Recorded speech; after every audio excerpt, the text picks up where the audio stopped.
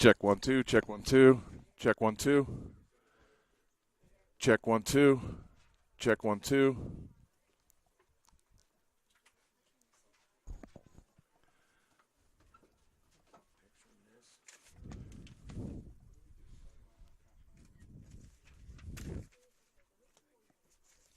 Do you need the Bulldogs?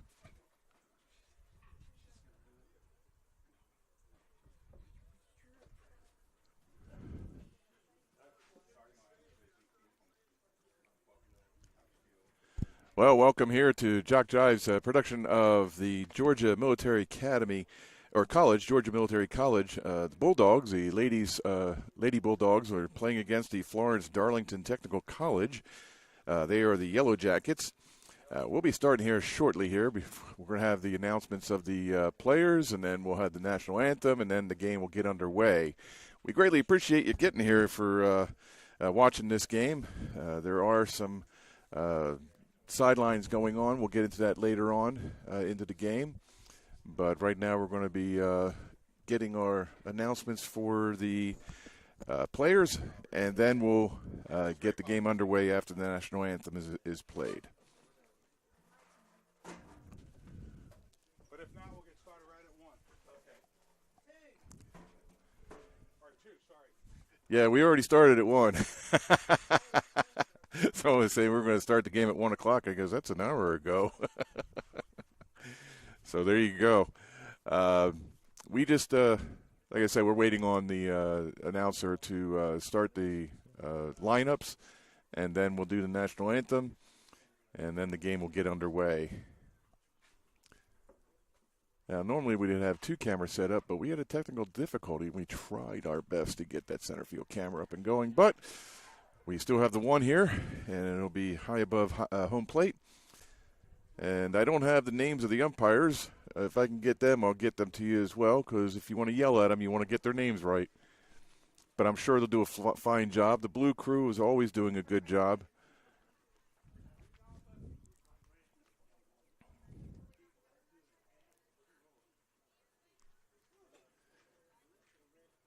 The Georgia Lady Bulldogs will be on the left-hand side of third base. The Yellow Jackets from the Florence-Darlington Technical College will be at first base side. And the Darlington, or the Florence, the FD, we'll just go that, FTTC will be batting off first. And the Bulldogs will bat in the bottom of the inning. Beautiful day for softball. Couldn't ask for a better day. There's a lot of sun shining down, hardly a cloud in the sky. And if anybody could ask for a better day, they're not going to get it, because this is the perfect weather to play softball or baseball or any outdoor event. I think it's like around 73 degrees at this point. Let me double check my weather map here to make sure.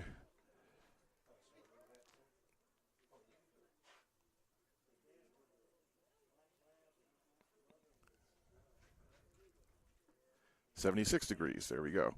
And I love how it says it's 76 degrees, and it feels like, and it still feels like 76 degrees. But it's sunny. There is no precipitation in the immediate future, and humidity is at 21%, so there's not going to be a lot of sweating out there, so that's good. The ladies will enjoy that part of it. Low winds, 4 miles per hour, and the air quality is a steady moderate. Good afternoon. Welcome to here we go. As we get ready for the matchup between Florence-Darlington Technical College and your homestanding Georgia Military College. I'd like to introduce to you first the starters for the visiting Stingers of Florence-Darlington. Batting first, number 7, the DP, Larissa Siders. Second, number 14, shortstop Cameron Jordan. Batting third, Isabel Allen, the left fielder. Four-hitter is Savannah Sherman playing first. Haley Adkinson, the center fielder, is batting fifth. Zoe Hunt in right field, batting sixth. Madison Rainwater, third baseman, in that 7th spot. Second baseman Caitlin Church, the 8th hitter. catcher Grace Ryan. And the pitcher and flex player Mackenzie Kubis.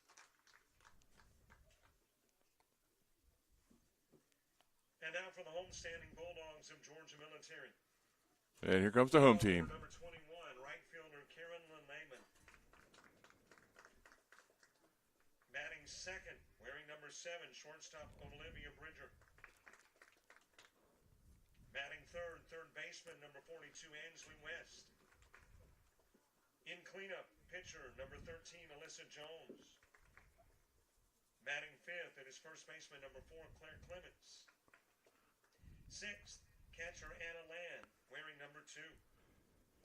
In the 7th spot, DP Mackenzie Truly, wearing number 1. 8th spot belongs to number 5, the second baseman Emmy Moss. And batting 9th, number 8, make that the center fielder, number 24, Emma Fultz. And in left field, number 9, Macy Hand. And the rest of the Georgia Military College Bulldogs.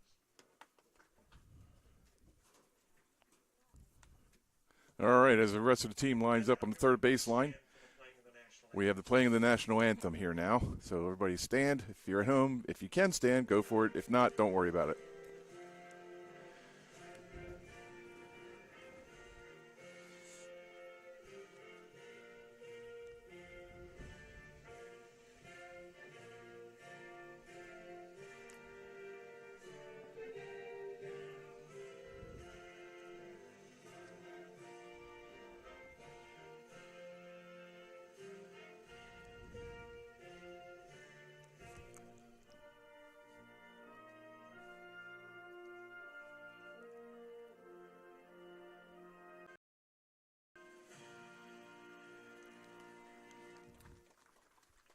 All right, there we go. The national anthem. We actually had a bit of a glitch there where we got disconnected there for a second, so we apologize for that.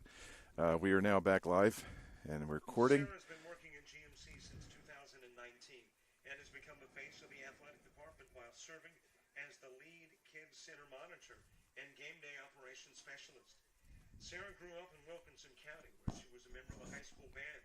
Sarah continued her academic pursuits at GMC, and in 2021, she became first in her family to graduate from college.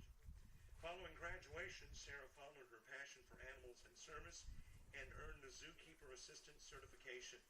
In her free time, she loves to read and spend time with her friends and pets. Sarah enjoys her work at GMC, values the opportunity the position gives her to meet and serve the many members of our community.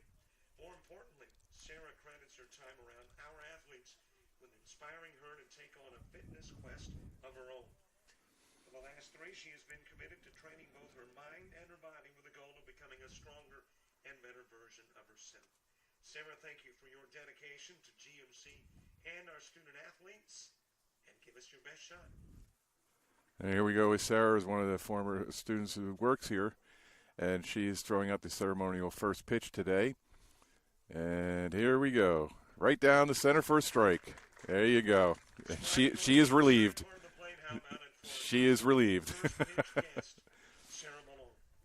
So Sarah Malone is there. She is walking off with the ceremonial first pitch. Players, the National Junior College Athletic Association, Georgia Collegiate Athletic Association, and Georgia Military College is committed to the ideals of good sportsmanship, safety, and fair play. We ask all fans, coaches, and players to show respect for the opposing team, game officials, and each other before, during, and after today's game. Persons throwing objects or participating in other acts in conflict with good sportsmanship, safety, and fair play are subject to rejection and prosecution. Your cooperation is greatly appreciated. And that's it for the legal statements that need to get said. So now that we're getting here and good to go, it's the Florence-Darlington Technical College Lady Jackets and Yellow Jackets against the Georgia Military College Lady Bulldogs. And we'll go down the list of players as they come to the plate. Florence-Darlington will be coming to the plate first, and it's Larissa Siders, the designated player. She is number 7, and she will rotate in and out of positions over the course of the game if necessary. but right now she is considered the extra player. So she sort of like designated hitter, if you're not familiar with softball rules. So right now, and we have Alyssa Jones, who's the pitcher for the Bulldogs, laying the first pitch right in there and called a strike.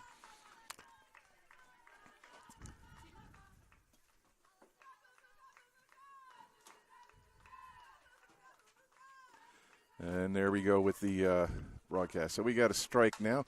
That's a screamer pass to second baseman. Number 5, Moss, went right by her. That ball was stroked very with a streamline on it. It was just amazing how fast it just got out of the infield. So we have one on and no outs. And we have Cameron Jordan, number 14. She fouls it off for strike one. She plays shortstop for Florence-Darlington. I am being said goodbye to by Robert Williamson, the owner and operator of JockJive Sports. There he goes, walking down the stairs, giving me the wave with one finger. No, I'm kidding. He's waving properly. All right, so we got a count of 1-1, or is it 2-1? I think I just saw the umpire say 2-1. That ball's fouled off. So let's see what the umpire gives us here. I believe it's a 2-2 count. No, it's 2-1. Okay, there we go. So 2 strikes, 1 ball. Here in the top of the first, score 0-0. And Jones delivers outside for ball 2. We still have Siders at first base.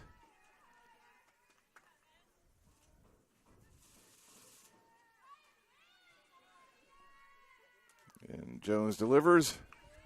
Jordan fouls it off. Count remains 2-2. Again, a beautiful day here. It was just weather could not have cooperated any better. Nice little breeze, not too hot. Humidity's low. Gorgeous. Gorgeous Georgia weather. And that's fouled again. She is fighting and fighting and fighting. And the dog's even appreciating it.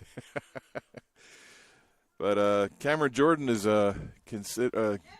consistently fouling off pitches here and giving Jones a hard time at the plate. And that's fouled straight up. Who's going to catch it? The catcher does. Number 2, Anna Land. She took the ball for the first out. We clear those, and now we got 1 out. And Siders is still at first base. Now coming to the plate is Isabel Allen, number 13. She is the left fielder for the Yellow Jackets. And we have 1 out here in the top of the first. And the pitch. It's a dirt ball, and that looks like a safe. Siders is safe. So she is now at second base.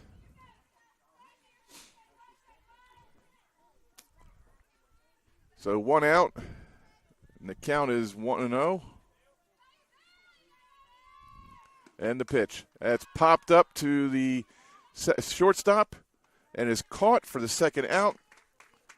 And the shortstop for the Bulldogs is Olivia Bridger. She got underneath the pop-up easily and tucked the ball away for the second out. So we got 2 outs. And then the next batter up to the plate is Sherman, Savannah Sherman. She plays first base and number 4.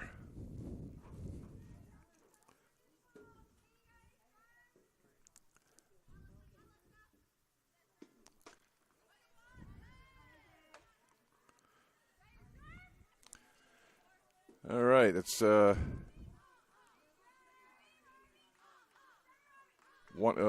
the count. No, that can't be right. Should have been 2 pitches. The board's only telling me 1-0. That ball's popped up.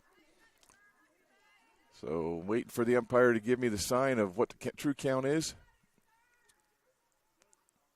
2-1. 1 ball, 2 strikes. And I thought there was a pitch in there somewhere. So Savannah Sherman at the plate waiting for delivery. And she drives it over the shortstop's head. And Siders is coming in to score. And Savannah is caught in a rundown between second base and first base, and she is running, trying to get away from there, the ball is getting back, and she's tagged out for the third and final out. But Sherman is tagged out at second base, that being the third out, but the run does score. So as we go to the bottom of the first, the Florence-Darlington Technical College softball team is winning 1-0 over the Georgia Military College Bulldogs. We'll be back right after this.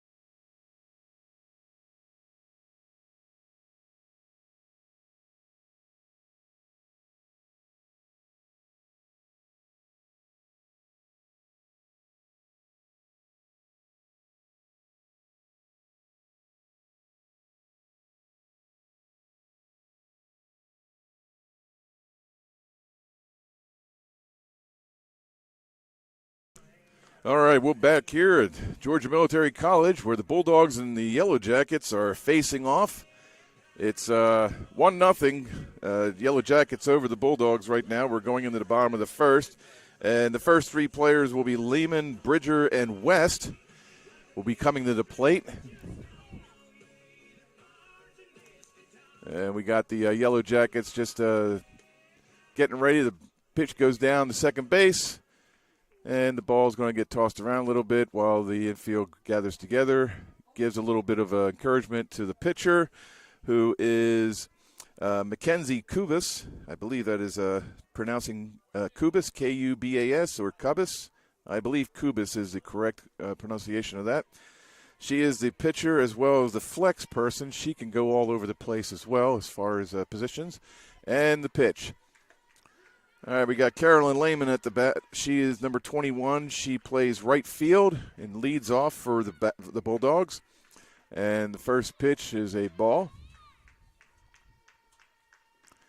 And that pitch is batted down to the shortstop, who throws it over to the first base. And Lehman is called out at first, so she is out.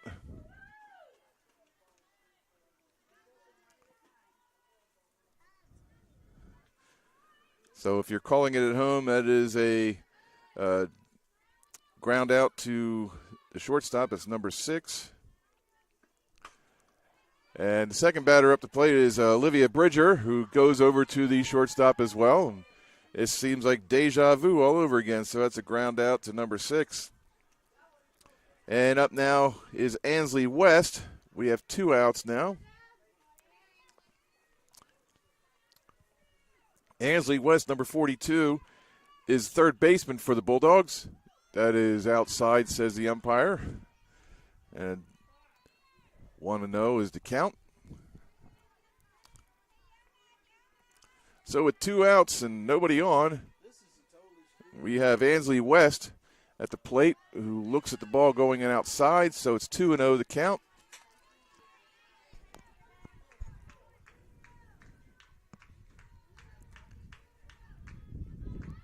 And as the Lady Bulldogs are cheering on West at the plate, she looks at ball 3, low and inside.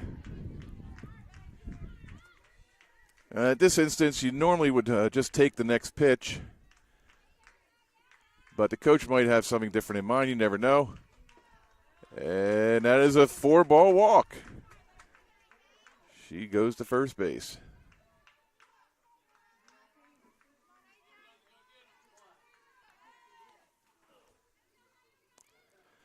So now that we have West at first, number 13, Alyssa Jones, the pitcher for the Bulldogs, is at the plate. And the pitch. Outside for ball one. It would appear that McKenzie is having a bit of an issue finding the strike zone over the last two batters. I'm sure she'll settle down and get situated. Sometimes it's just a difference of pitching on different kind of mounds. I mean, they're normally supposed to be the same height, same distance, and all that stuff, and the plate's supposed to be feeling the same way, but it's never the case. So just have to get used to it. But she'll be fine. And that is a strike. I believe the count is 2-1. Yep, 2-1 is the count. I just forgot to change the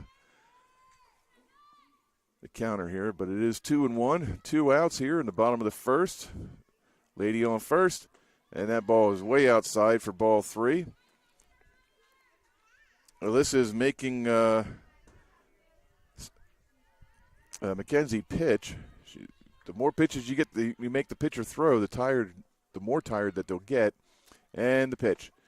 It looked like it was right down the pike for strike two. So we got a full count, 2 outs, 1 on at first base.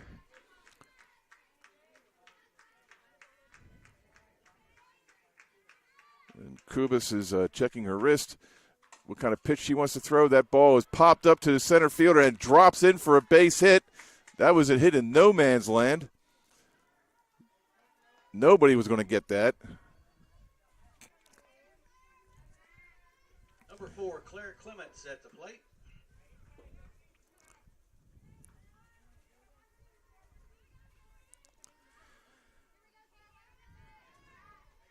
So Claire Clements is now at the bat. That is inside for ball one. Claire is number 4. She plays first base for the Bulldogs.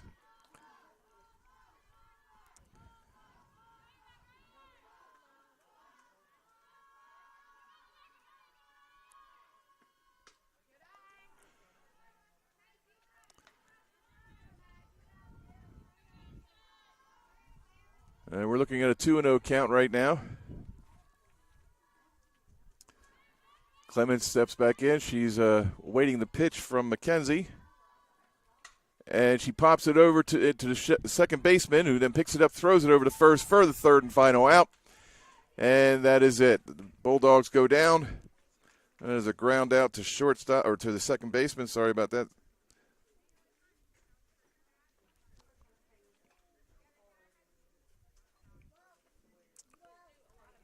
So as we go into the top of the second, it is 1-0.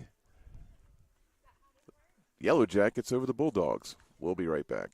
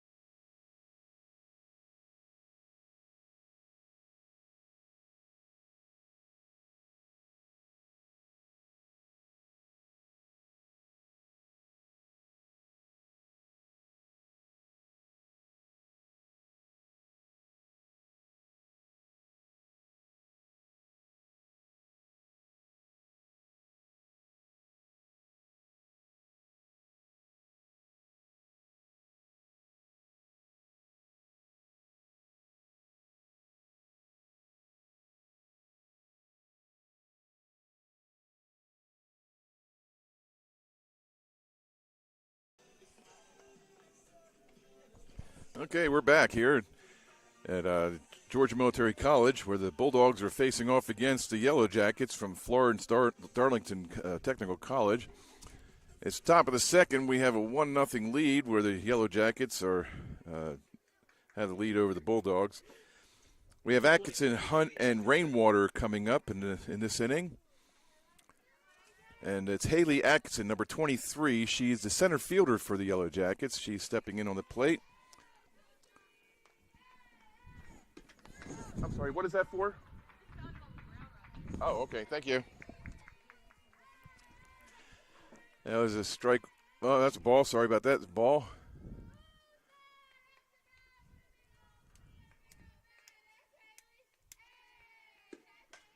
That's popped up. The first baseman comes in, secures it properly, and the first baseman, Claire Clemens, was the one who got that ball. So that is one out. I'll bring up number 20, Zoe Hunt.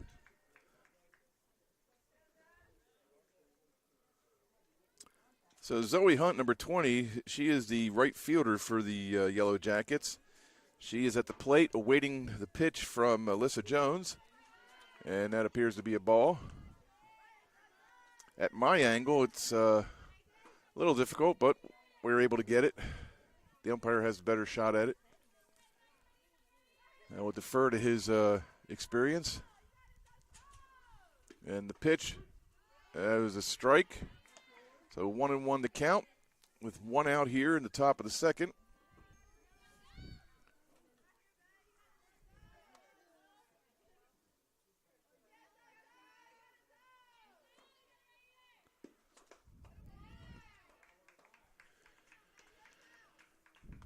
That's ball two. 2-1 to count to Hunt. Jones looks in and delivers. As low, ball three.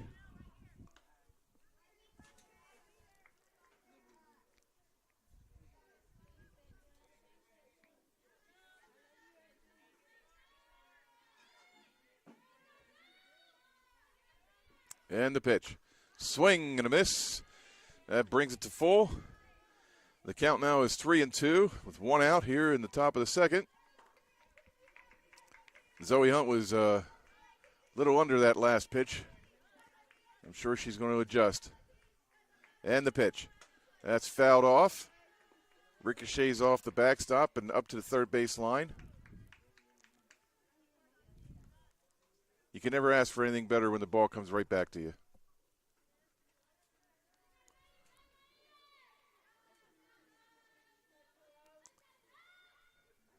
All right, Jones looks in and delivers. Again, popped up and once again down the third base line. It's like deja vu all over again, said Yogi Berra.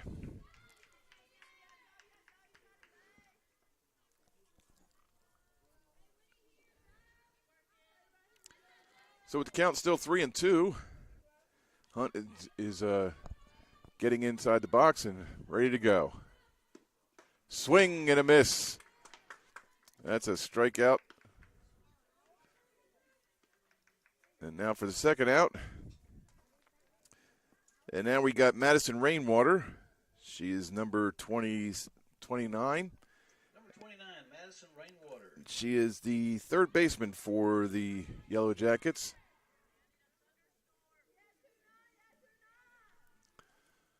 Rainwater is tucked into the box, and the ball is outside. Jones receives the pitch back from Anna Land, the catcher for the Georgia Bulldogs.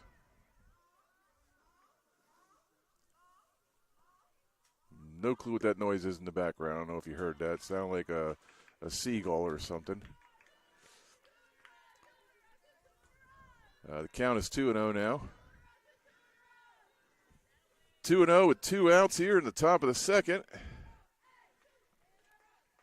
Jones locks in and delivers. Popped up over the first baseman's head. That is a foul ball. It just went foul. So the count now is 2-1. When she hit it, it looked like it was just going to go over the second baseman's head, but then it started tailing off. It had a little bit of a backspin on it, and it landed foul by about 3 feet. Everybody's back in their right position, and the pitch.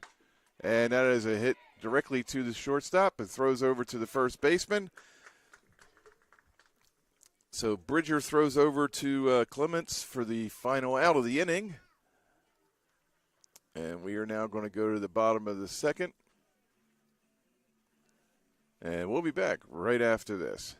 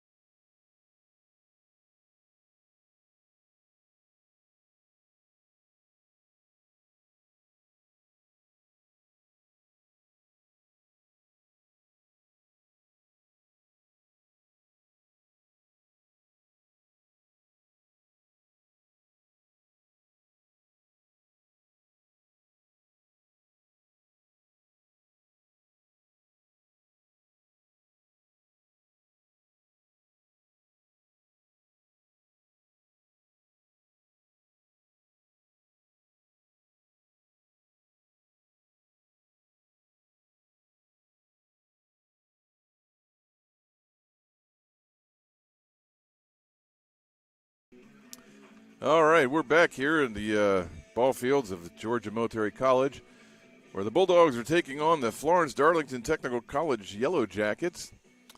And the catcher throws back the pitch to the second baseman. As we wind up, that was Gracie Ryan, the catcher, number one. The Bulldogs here in the bottom of the second, Anna Land. Number 2, Anna Land, the catcher for the Bulldogs, is leading off, followed by Mackenzie Troll. She's the designated pitcher or designated player. She's number 1. And number 5, Emmy Moss, who is the second baseman for the Bulldogs. Those are your 3 leading down at the bottom of the second. And the pitcher is ready. The batter is now ready. And it looks like we're going. And that's a ball low.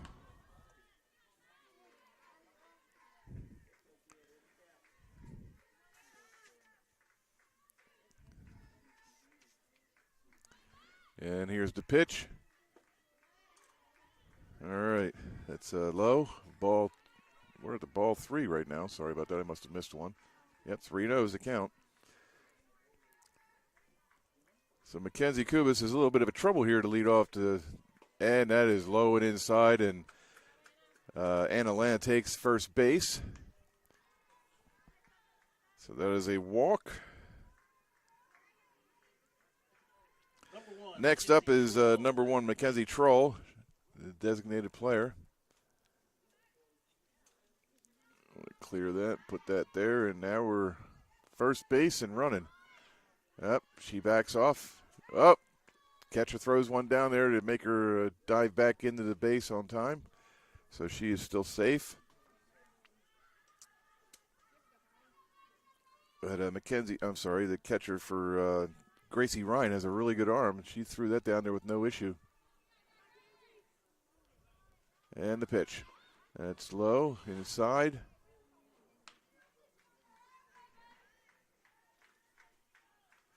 We're going to wait to see what the umpire says the count is. The board is a little bit behind. It's 2-0. That's what I thought. All right, so it's 2-0. Bottom of the second. Troll is at the plate, waiting for the pitch. And it's delivered. Foul tip into the glove. That is a strike.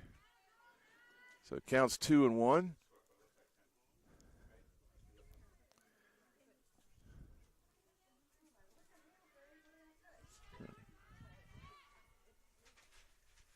And here comes the pitch. That is ground down to third baseman, who tosses it over to the second base, gets the land in time, but the runner Troll is safe at first. So that is a force out at second for Land, and she is no longer there, so that's 1 out. Number 5, Emmy Moss. So Emily Moss, number 5, comes to the plate. She is the second baseman for the Bulldogs. So we still have somebody at first. It's not Land anymore. It is now Troll. And that ball is hit over the shortstop's head. And now we have runners at first and second. Moss down at first base with a single. So Moss gets a single. Emma Folds coming to bat, number 24. So Emma Folds is now coming to the plate. Number 24. She is the center fielder. She bats left.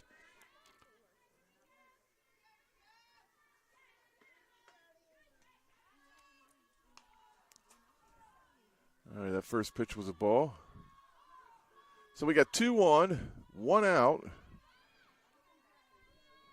And Folds is at the plate. That's a strike. So 1-1 to count. So Emma Folds steps back into the box. Kubis checks her wrist and then see what pitch was going to throw, and that ball gets fouled out of play for a second strike, so 1-2 to count.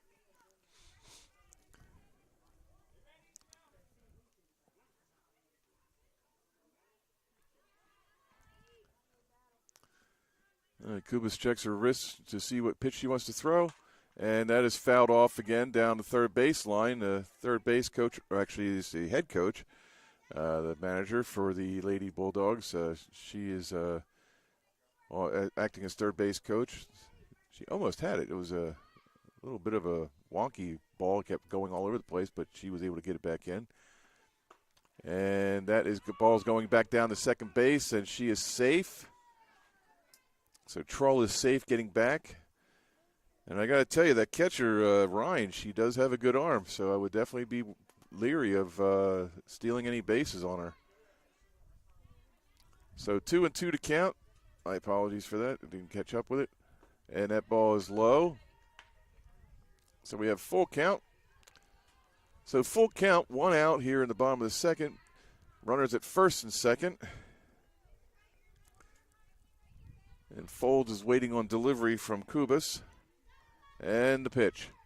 And that ball is tapped just past the pitcher. She cannot get it out of her glove, so everybody is safe. She could not get the ball out of her glove. So Kubas holds on to it without making an error. But right now we have bases loaded for Macy Hand. She plays left field and also the flex player, but she's number 9, batting left. And we have bases loaded with 1 out.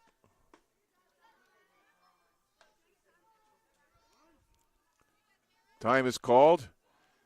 The coach for the Yellow Jackets is going out to have a chat with McKenzie. They believe that she's having an issue with the strike zone.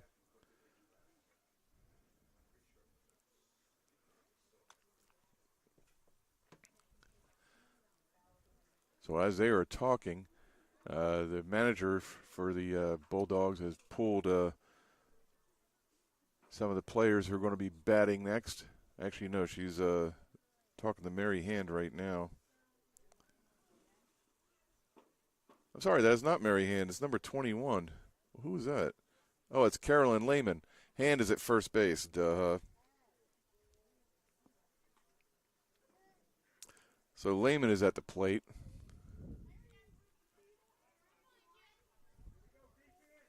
See that Macy Hand is not even in the play here. She is.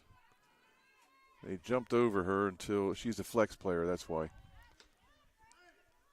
Safe at third. Like I said, Ryan has a really good arm. I would not test her. So Hand is not playing at this point. She is. She's one of the flex players. So it is a Lehman, Carolyn Lehman, number 21. She is at the plate. Manager checks something with the umpire. Seems to be satisfied with what's going on. Still have 1 out. 2-0 is the count. And the pitch. And that pitch is fouled down the left third base side. I always want to say the left side. Yep, got to get it right. Third base side. So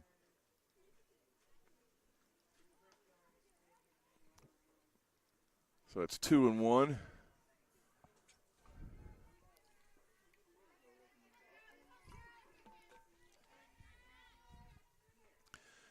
And the pitch. That is ball 3. Kubas is struggling here. 3-1 to count.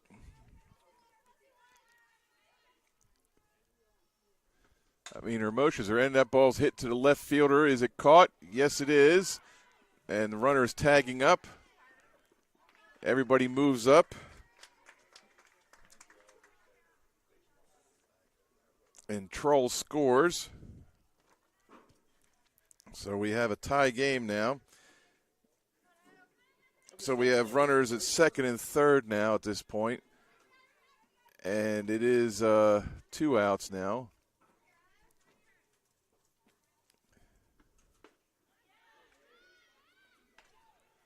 And that's a strike. So we have second and third. Bridger at the plate, Olivia Bridger, number 7. She is the shortstop for the Bulldogs.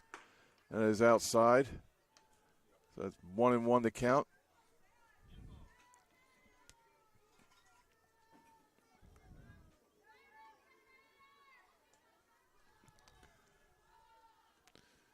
McKenzie pitches. And that ball is slammed over to the left side, and it is foul. It just kept curving.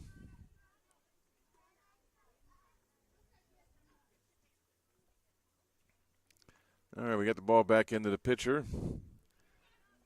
Count is 1-2 with 2 outs. The board says 1 out, but it's 2 outs. And the pitch. And that's low and out inside. So that's ball 2. 2 outs.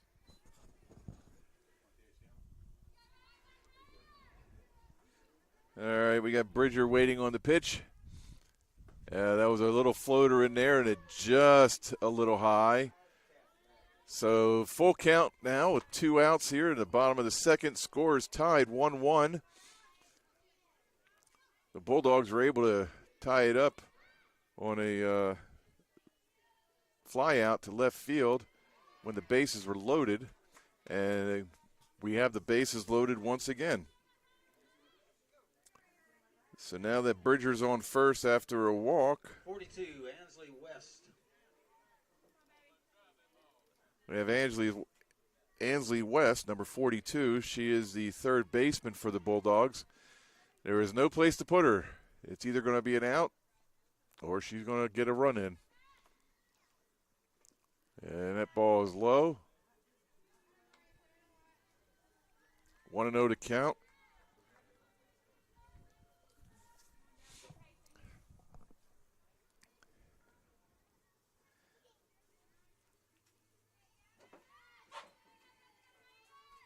And the pitch. A little high.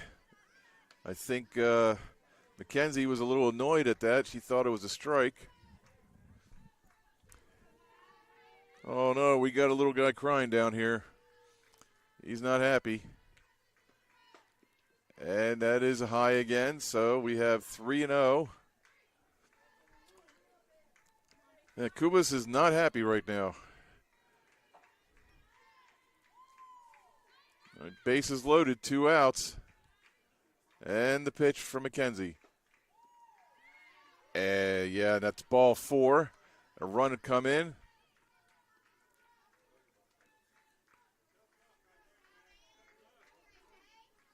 And it is now 2-1. So West walks. Bridger moves to second. Moss scores. And Folds moves to third.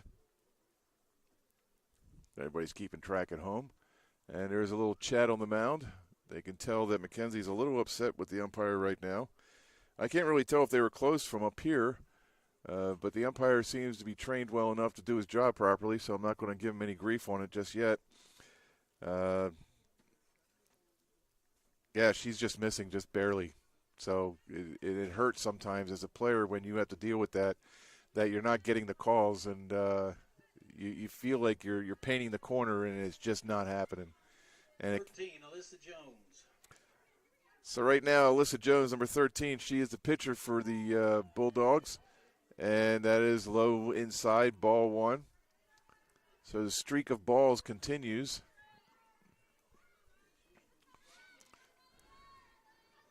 And the pitch. And, yeah, she's not getting them. This is 2-0 right now, and she's not happy. The infielders are trying to give her some encouragement, telling her to shake it off. Don't worry about it. Just concentrate on the batter because that's all you can really do at this point. There we go. We got a strike for her now. She's happy. Not that I'm trying to root for the other team or anything, but it's like as players of a game, you kind of like want to keep this moving along, and throwing nothing but balls is really a distraction at this point. And that is outside. So, I mean, I'm sorry, it's just caught the outside of the plate. So it's 2-2 is the count. So Jones is waiting. Wait. Oh, she got hit. Jones got hit in the side. She's not a happy camper. So everybody's going to walk. Still 2 outs. So Folds scores. That brings up the score 3-1. Bridger goes to third, West goes to second, and Jones goes to first on hit by pitch. And now we have Clements up. It's Claire Clements, number 4, Claire Clements. the first baseman for the Bulldogs. So right now we have she is the final batter of the inning. I mean, she's the last batter who has not batted yet this inning. I don't know if for this league they might just keep batting, but in a lot of softball rules, as soon as they bat around, that's it. So I'm not versed in that rule here, but we'll find out together. That ball is hit and caught in center field, so that's moot. So that's a fly out to the center fielder, so that's 8 unassisted. And then that is the final out. And we will go to the top of the third. All right, the Bulldogs are leading 3-1 going into the top of the third. And we'll be back right after this.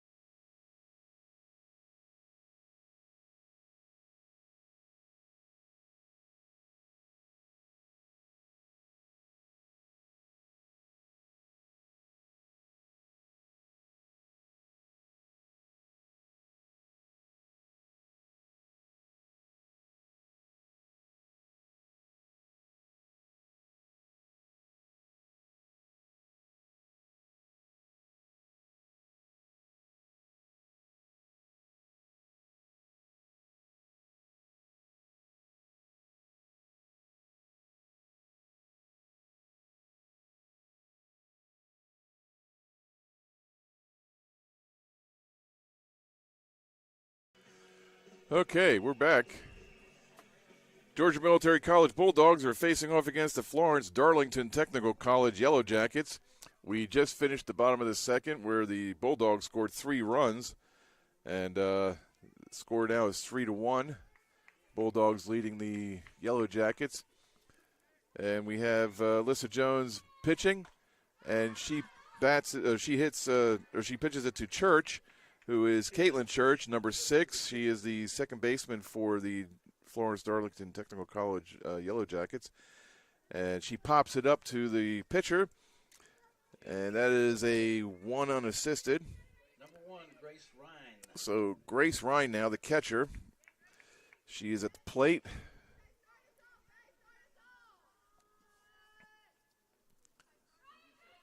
So 1 out. Ball is high and outside. 1-0 to count to Grace. I don't know if you can hear the chants coming from either of the dugouts, but they're funny as heck. That is low and inside, ball 2.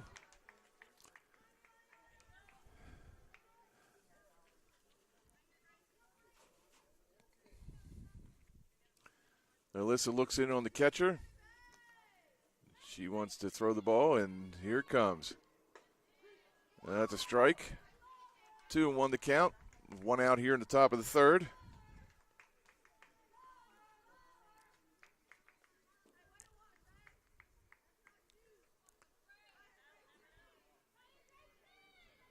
Jones delivers. I was outside, but it's a strike.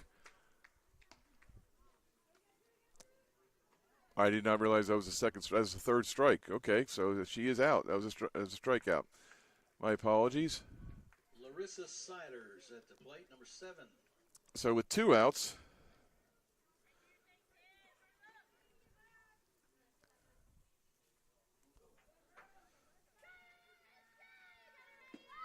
so Alyssa Siders is coming down. She lays a bunt down, and it is outside. That is considered a foul. So it was a foul ball. Okay, so that's a strike.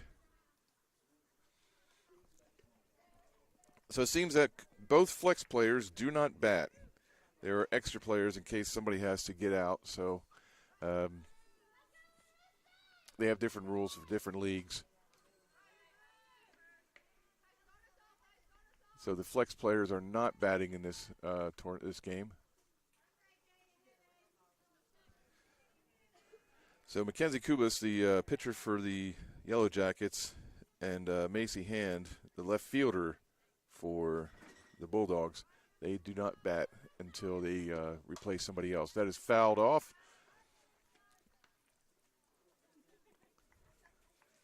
Count remains 0-2. So we got 2 outs here in the top of the third. 0-2 to Siders.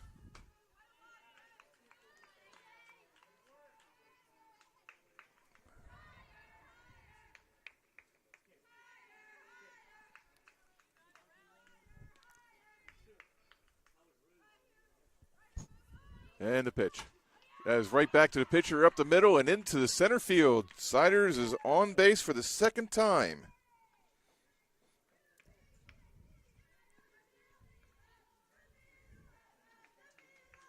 So with Siders on first base with 2 outs, Cameron Jordan is at the plate, number 14. She is the shortstop for the Yellow Jackets. As she stands in the box, she's waiting on the pitch from Melissa Jones. And she leans in and delivers. And that is ball 1.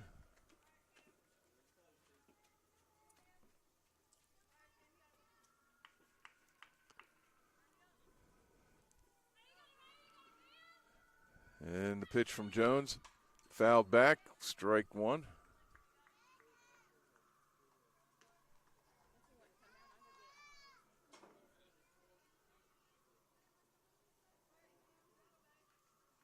So 1-1 is the count with 2 outs here in the top of the third.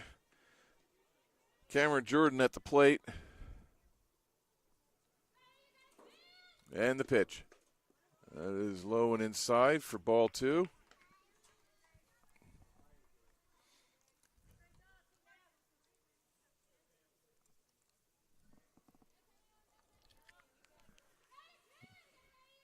And you can't see it, but we have a little guy running around here with a blue shirt. He's happy as heck being in the sun. Oh, that ball is ripped down the first base side, past the first baseman, and we have batters or runners at first and third at this point. That ball was stroked down the first base side right outside of the reach of Claire Clements. She could not get to it if she even tried. It went rifling right by her. So with 2 outs, 2 on, we have Allen coming to the plate. Isabel Allen, number 13. She is the left fielder.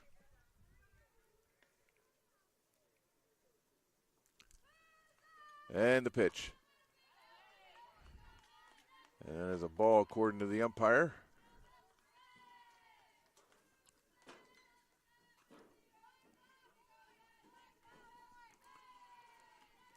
One and 0 to Allen. That is outside, 2-0.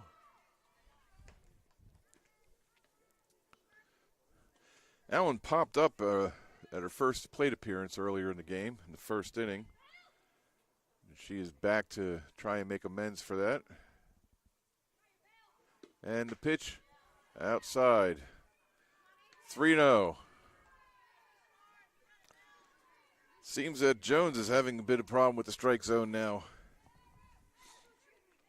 I mean, I know she's trying not to give up a run and everything, but walking the batter is not going to help. And Allen lays down the bat, takes it back. Ball 4. We now have bases loaded.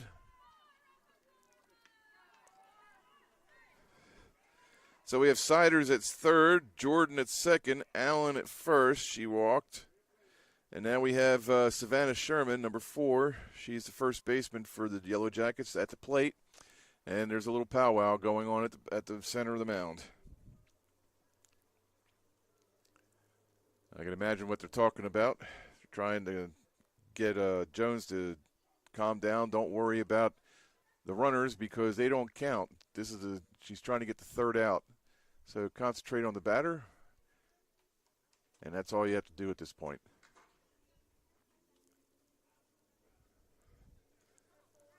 So Anna Land gets back behind the plate. Sherman gets in the box. And Jones is looking in, getting ready to pitch. And the delivery. That is way outside, ball one.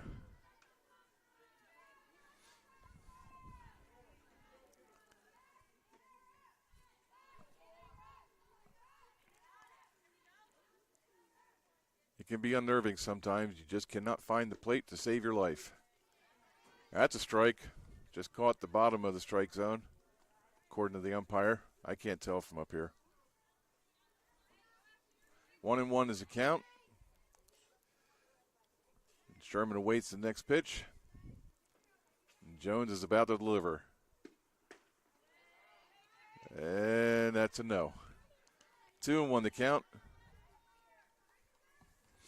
Bases loaded here in the top of the third. 2 outs, 3 on. Score. The count is 2-1. Sherman awaits the delivery. And that is hit right back to the pitcher, who then, the second baseman, is able to pick it up and step on the second base bag for the third and final out. So Jones gets out of trouble. And the score remains 3-1. We'll be back right after this.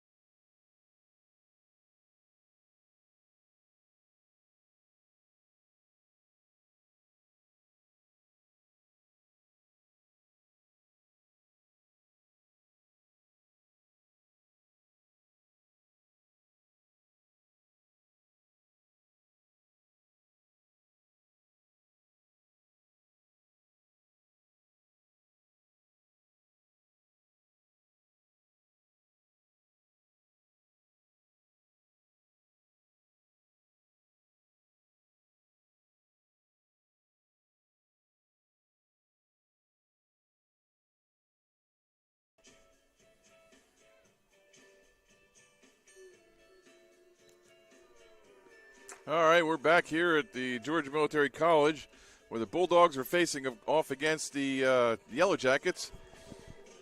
It's the bottom of the third. Let me change that, the bottom of the third. There we go.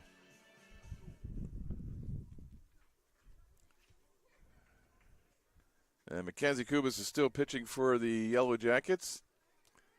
And we have Land, Troll, and Moss coming to the plate for the Bulldogs.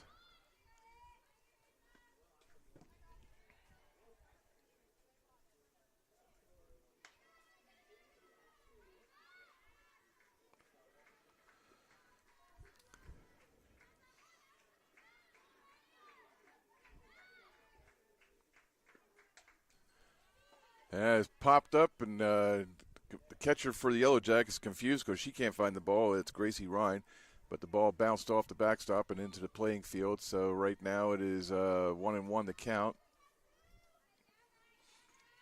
Nobody out. Land at the plate, calls time.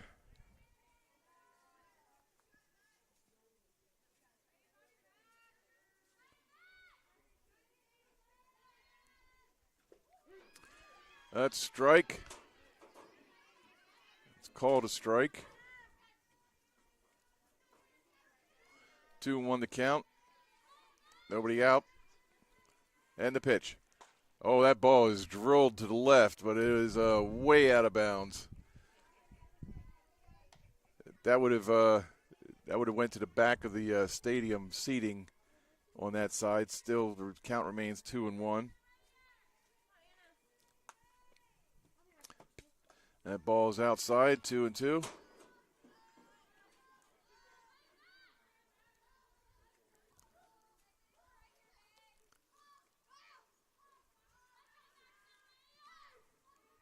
Two and two to Land.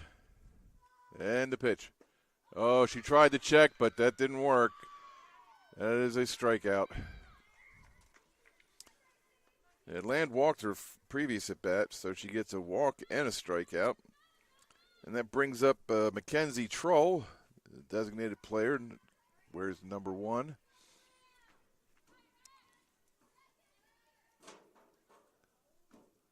So with 1 out, that ball is outside. The count is 1-0 to Troll.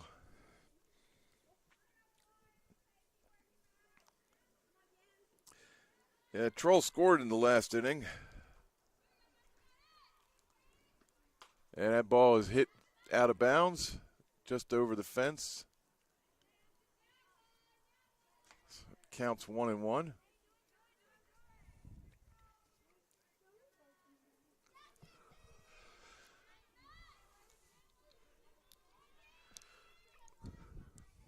And the pitch.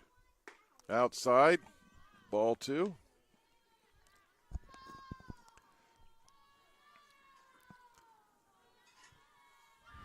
So 2-1 the count here to Troll. There's 1 out here in the bottom of the 3rd. And that ball is popped up to the second baseman. She's leaning over to the first side, and then it is caught. And that is caught by Caitlin Church, the second baseman for the Yellow Jackets.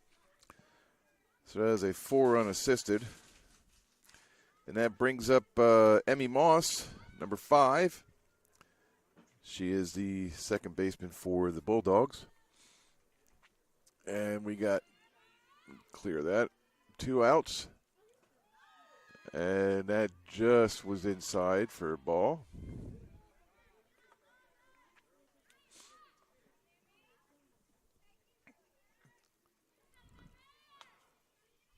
And the pitch. That popped up to the left side, and the shortstop is getting underneath of it. And is caught for the 3rd and final out. So Moss pops up to the shortstop, who is Cameron Jordan. So that is a 6 unassisted at this point. The inning is over, with the score staying 3-1 in favor of the Bulldogs over the Yellow Jackets. As we go to the top of the 4th, Bulldogs are leading the Yellow Jackets 3-1. And we'll be back after this.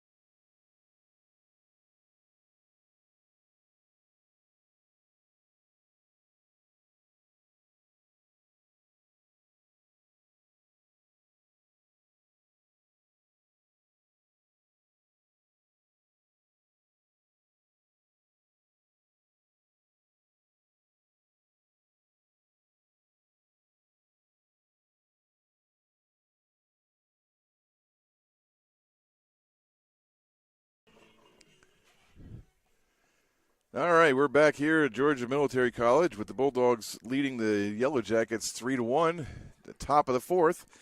The Yellow Jackets are leading off with Atkinson, Hunt, and Rainwater. It seems that Jones is still pitching.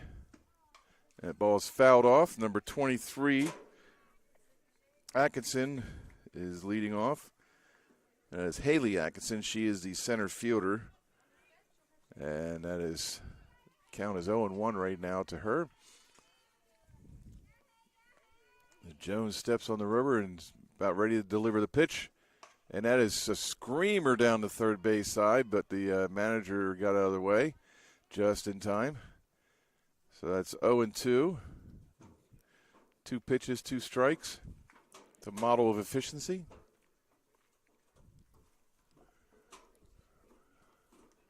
With no outs here in the top of the 4th,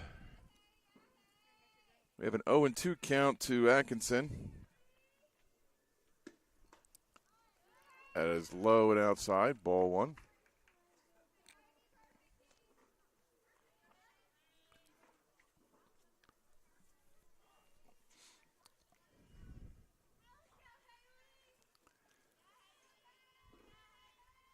And the pitch from Jones. Popped up. Down the third base side. The third baseman's coming over. Up the shortstop calls her off. And is caught by number 7, Olivia Bridger, the shortstop. So that is a 6 unassisted. Next comes up number 20, Zoe Hunt, the right fielder for the Yellow Jackets. Everybody seems to be happy that the out was there. At least for the Bulldogs side, sorry. The Yellow Jackets not happy. And the pitch. Low and inside for ball 1.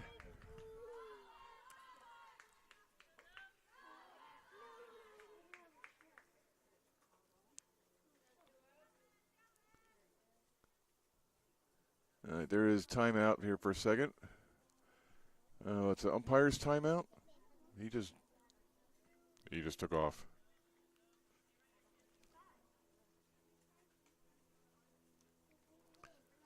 Well, as we have an official timeout, the ladies get together at the mound, having a conversation, probably deciding what defensive plays they're going to have or how they're going to pitch number 20, Hunt, Zoe Hunt. And the umpire now is coming back.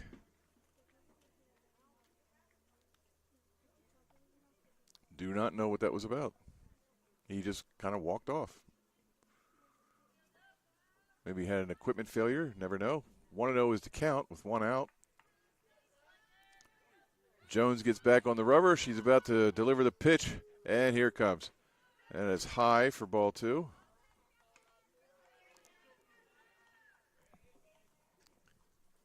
Two and 0, says the ump.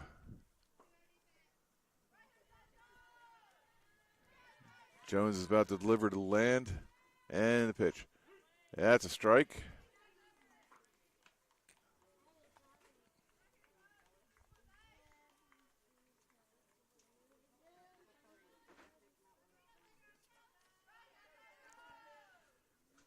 And Jones delivers. That's just caught the inside plate, so it's now 2-2. I don't think Hunt was very happy about that call. She thought it was a little inside, but it's 2-2. You always got to get the umpire having the final word on that. That's a dirt eater, as I like to call him, or a dust bunny. Anything that kicks up dust. We have a 3-2 count, 1 out. Nobody on. And Jones delivers. And that's fouled back to the backstop. Still count remains full. Zoe steps back into the box. Umpire calls a 3-2 count, tells the pitcher she can go, and here we go. And the delivery. Swing and a miss. Zoe strikes out for the 2nd out. So with nobody on, 2 outs, we have Rainwater coming into plate. Madison Rainwater, number 29, the 3rd baseman for the Yellow Jackets.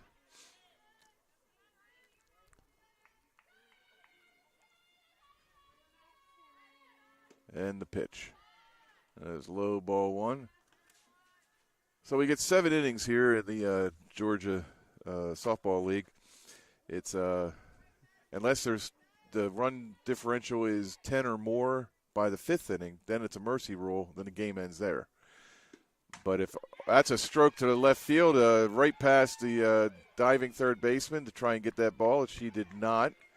3rd baseman being Ansley West, she reached her glove out, but the ball went right by her.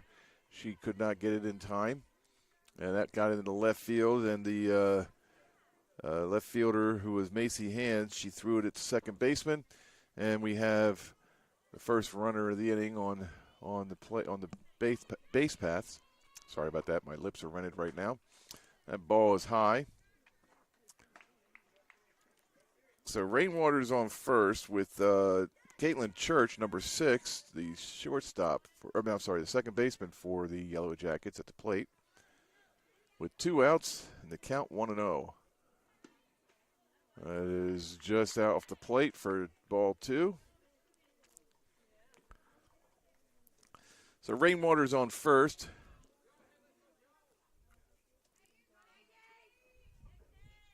She has to remain on the base until the pitcher releases the ball. And there it is, and that is low, ball 3. Seems like the train is a little bit wobbly on the track there. Jones is trying to get this ball in there, and it's just not cooperating with her. And the pitch. There you go. She found the mark. 3-1. Counts 3-1 to Caitlin Church with 2 outs, 1 on. And the score is 3-1 with the Bulldogs leading the Yellow Jackets here in the top of the 4th. And the pitch. That's popped up to second baseman. She gets it. And that is Emmy Moss, who raced over to get the third and final out. And that eliminates the threat. So as we go to the bottom of the 4th, the Bulldogs are leading the Yellow Jackets 3-1.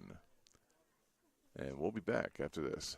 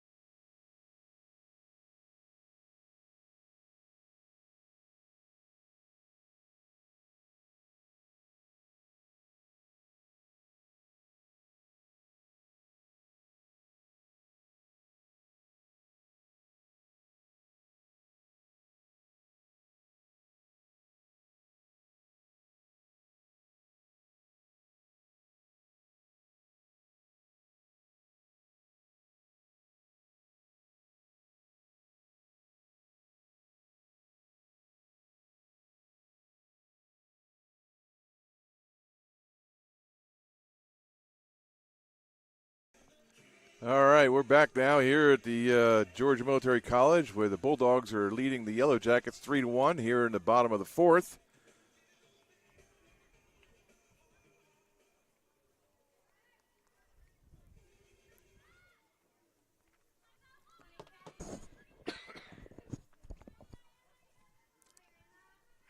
All right, we got Kubas at the plate, or I'm sorry, Kubas on the mound, and we got Folds at the plate, number 24, the center fielder for the Bulldogs.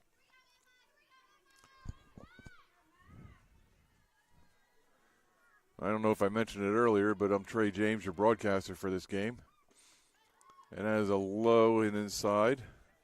So we got 2-0 to, no, I'm sorry. The board says 1-1. Nope, I was right, 2-0.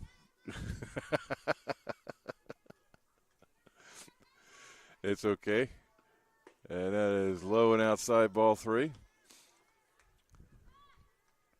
So Folds is at the plate waiting for the next pitch, looking for another ball so she can trot on down to first base. Oh, no, the umpire just said 2-1. I have no clue if this umpire knows what he's doing either. It's 3-1 the count now. And that's ball 4.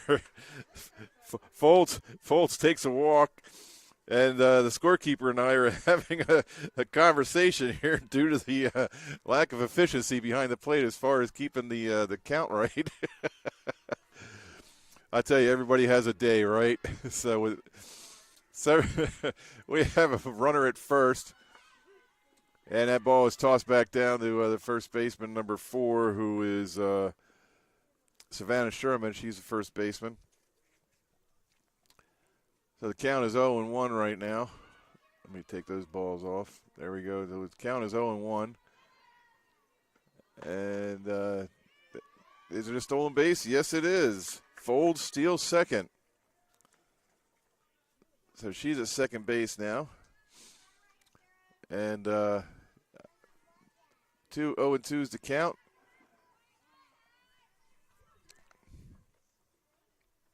So with nobody out and the person at second, the ball is tapped down the line, and it goes foul.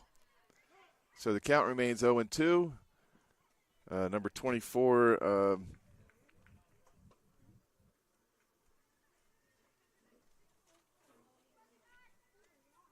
Emma Folds. Sorry, I was looking at the wrong side. Emma Folds is back at second.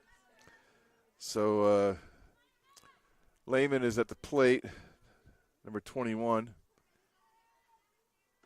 And that is outside for ball one. And that ball just got rifled down, and then it hit Folds in the back as she was on the base. So they're going to check on her real quick. But 1-2 is the count. She seems to be okay. The umpire checked on her, and everybody gave thumbs up. And now the home plate umpire is getting back behind the plate. And Lehman is getting in the box, awaiting delivery from Mackenzie Kubas. And the pitch. That ball is rifled in between the second base and the shortstop. And Folds scores easily. So Folds is now in. The score is 4-1. And Lehman is at first with a ground ball that went in between the second base bag and the shortstop for the Yellow Jackets.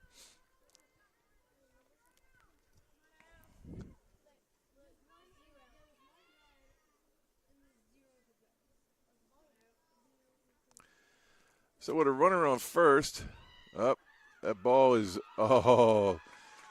went right down the line and hugged. And 21 Lehman just ran into the third baseman, stealing third, and 29 came up limping. And number 7 got caught taking third base, and she's not sure. And the umpire says he's sure. The coach says not sure. What do we have? She's out. Umpire always has the final word. Okay, so this is the crazy thing that just went on. Lehman scores. All right, so that's the easy part. Then Bridger got caught at third. So she was out at third. So we still have one out. Nobody on.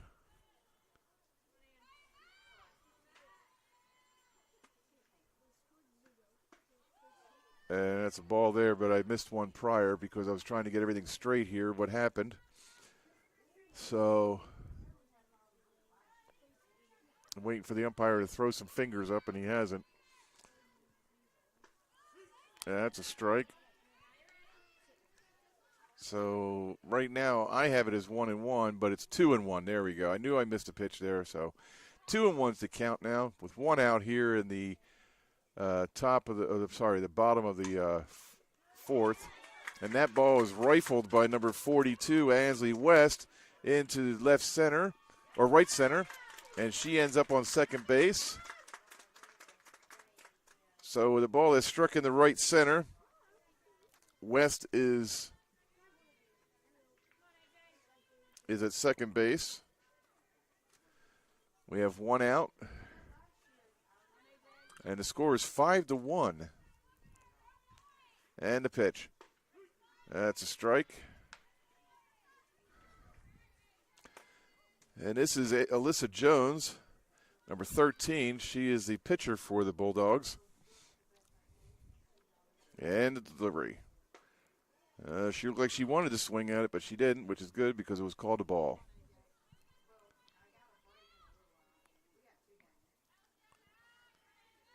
So here we go. Everybody's set. Runner at second. Pitch is just inside for ball 2. So 2-1 to count here at the bottom of the fourth.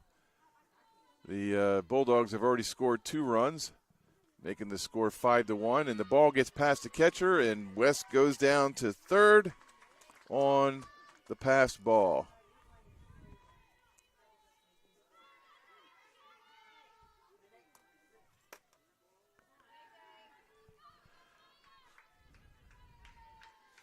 Okay, so 2-1 to count.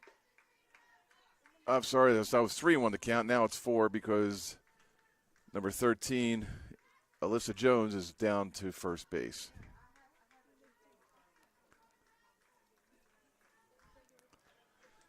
All right, so Jones is at first. West is at third. We have Claire Clements at the plate, number 4, first baseman for the Bulldogs. And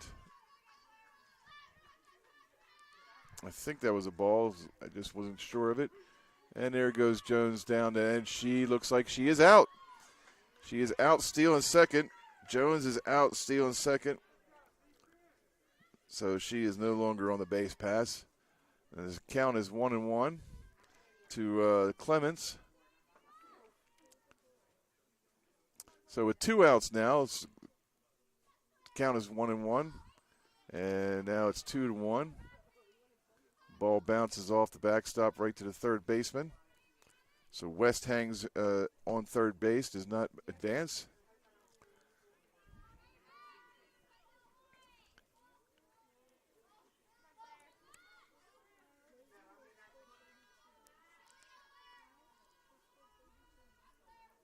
And that is drilled way out of bounds on the left side, or the third base side. So the count is 2-2.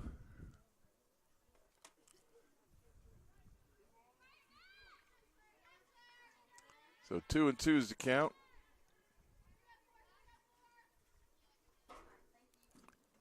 And that is low and outside. Clements almost swung at it. She looked like she wanted to. But it's 3-2 to count now.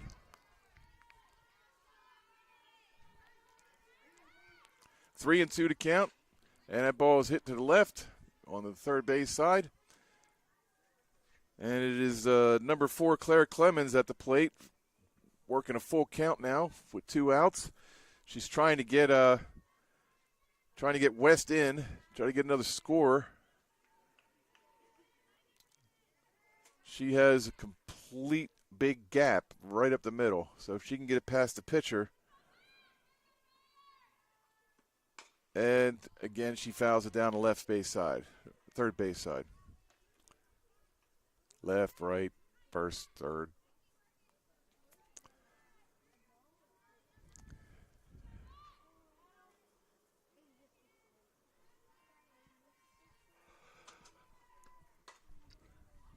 She likes pulling the ball. She's consistent. Count remains full. With 2 outs here in the bottom of the 4th. Bulldogs are leading 5-1 over the Yellow Jackets.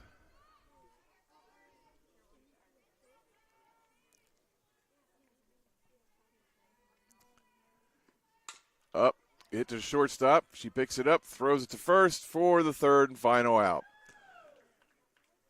Well, that's it for that. So Clement grounded out to the shortstop, Cameron Jordan, for the third and final out. So that is a 6-3 putout if you're keeping score at home. And then we will move on to the top of the 5th.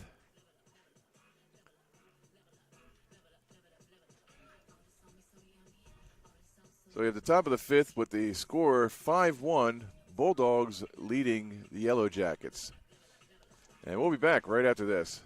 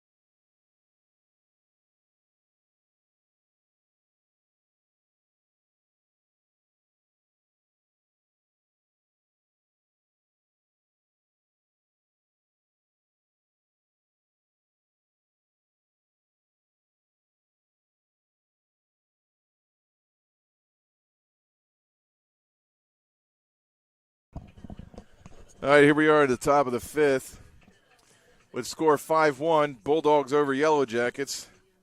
And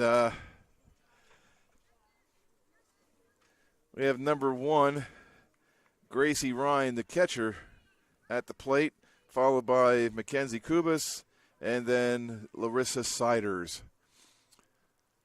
So we have 2 more innings, and the Yellow Jackets are down by 4.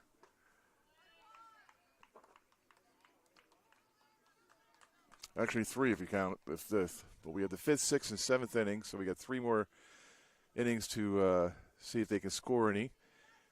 But if Georgia gets up by more than 10 or more before the 7th, then the game will be over due to the mercy rule.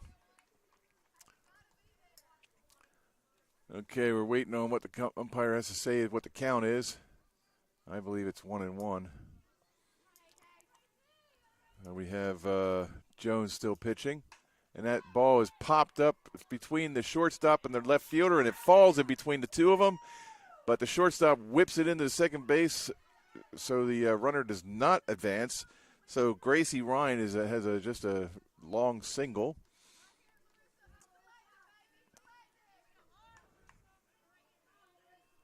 So that resets the count to 0-0 for our next batter, and that's Kubas.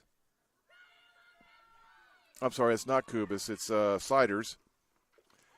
And that looks like they are out. Yeah, Ryan is out, chasing a dream, stealing a base. See, stealing is not good. Okay, so we got 1 out, and we got the count 0-1.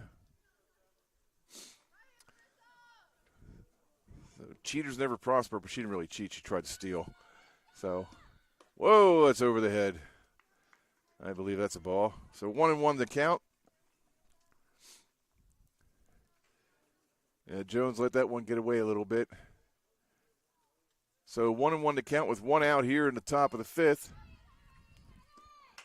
Oh, look what I found. Alyssa Jones held her glove out because she was trying to defend her face from the ball that was rifled back at her. And by the grace of God, the ball goes right into the mitt for the 2nd out.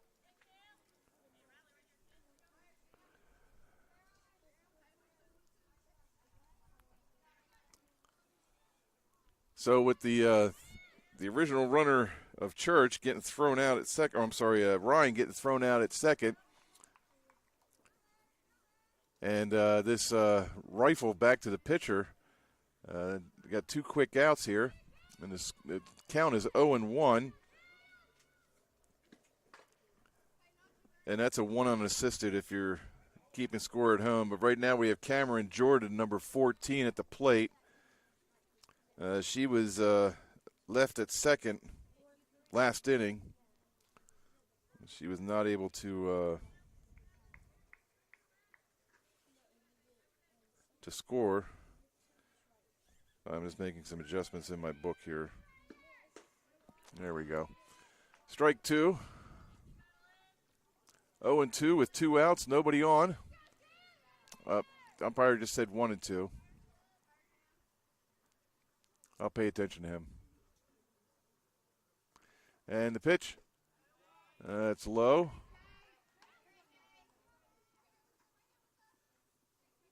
Two and two to count.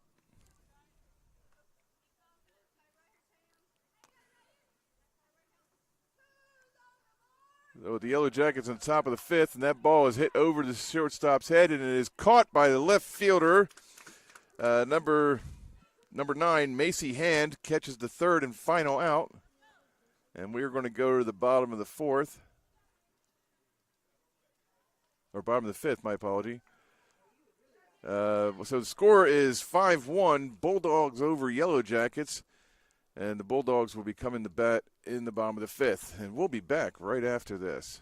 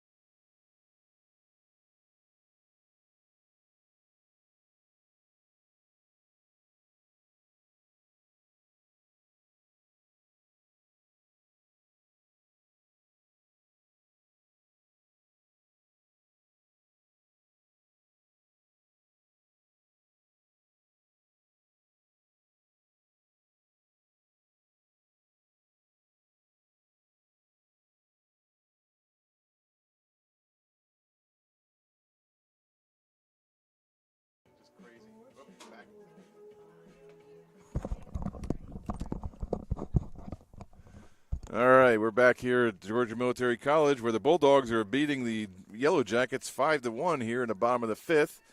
Number 2, Anna Land, is leading off. She's the catcher. She'll be followed by Mackenzie Troll and Emmy Moss. That ball is past the catcher, so the count is 1-0. I would hope so.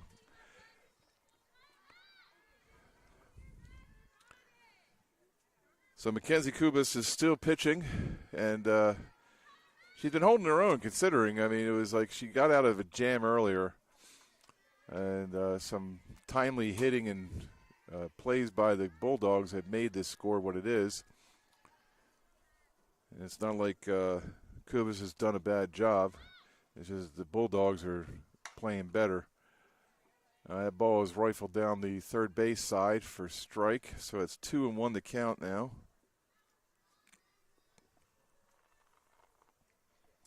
Retrieving the ball.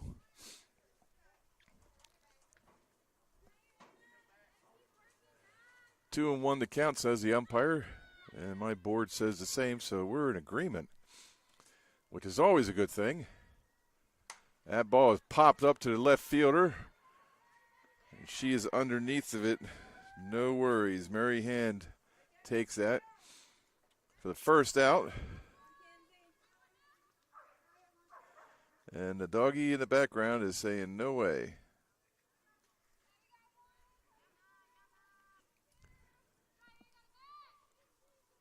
I'm sorry, I gave the wrong name. Not Mary Hand. It's Isabel Allen is the left fielder. I gave the left fielder's name for the Bulldogs. It's the Yellow Jackets in the field. So that was Isabel Allen. My apologies to the Allen family. So we have number 1, Troll, Mackenzie Troll. She's a designated player. She fouls one off for 0-1 count. So we have one out here in the bottom of the fifth. The umpire says it's 1-1 to count. And now that I agree with him on the board. And the pitch. That is fouled over the visitor's dugout and out of play. So the count is 1-2.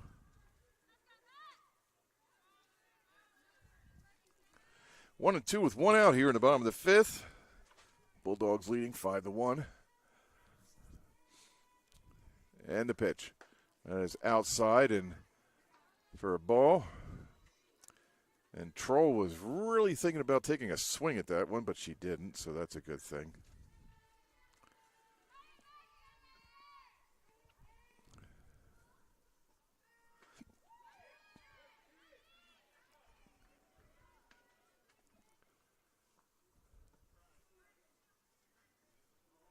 Three and 2 to count.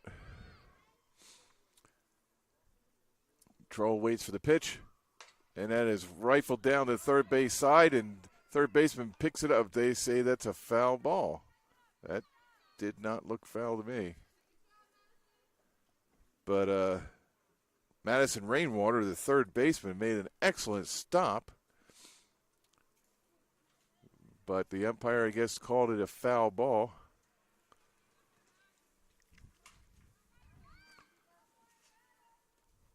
But he is the professional here and knows what he's doing.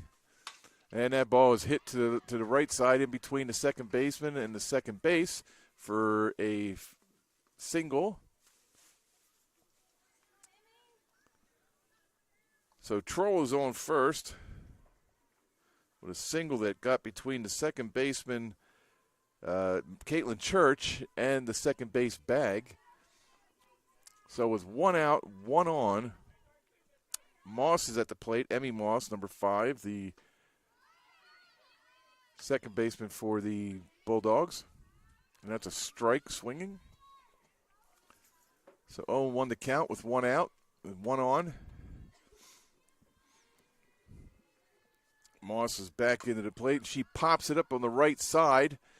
And Oh, little indecision out there. The center fielder and the right fielder looked like they were going to collide, so they both backed off. But the center fielder was able to collect herself and catch the ball. So that's for 2 outs. So Moss is a victim of a pop-up to a center fielder, so that is a 8 unassisted. And now Folds, number 24, looks like she got hit by a foul tip. They're checking on everything. And I believe that's going to be called a strike. And now the umpire is coming out to this pitching circle with the catcher and it must have hit the catcher as well. That's who it hit, was the catcher, not Folds, Emma Folds, but it hit the catcher for the Yellow Jackets, and that is Gracie Rhine. And she is taking her time, and the umpire is letting her, because I got to tell you, I've been hit. I played catcher in baseball when I was younger, and that is not a happy moment when you get a foul tip drilled into your hand or your mask or wherever, because it just hurts. It just hurts. All right, she seems to be okay now. She's running it off. She's getting back behind the plate. Now, the one thing different between now and when I played, that these ice hockey masks are quite beneficial in deflecting pitches and everything. I had the old type of mask where the pitcher for the Yellow Jackets wearing. That's all I had. All right, so we got the count 0-1 with 2 outs. And it's 0-2 now. Called strike.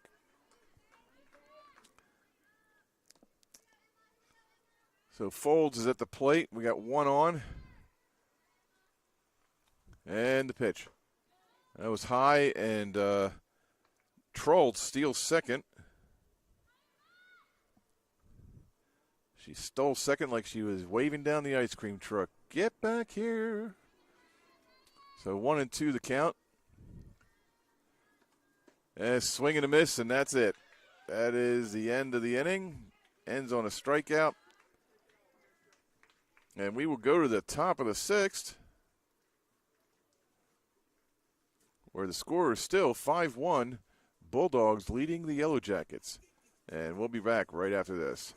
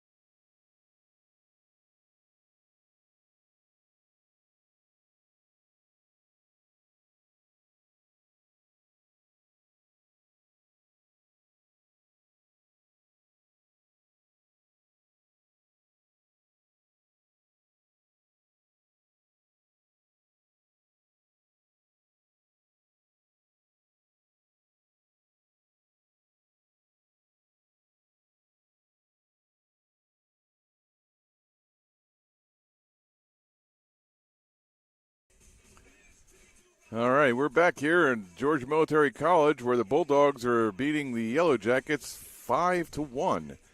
And we're going to the top of the 6th here. And the batters will be Allen, Sherman, and Atkinson in that order. Isabel Allen, Savannah Sherman, and Haley Atkinson. And we have the same pitcher. I thought we were going to have a different pitcher for the Bulldogs, but it's still Alyssa Jones.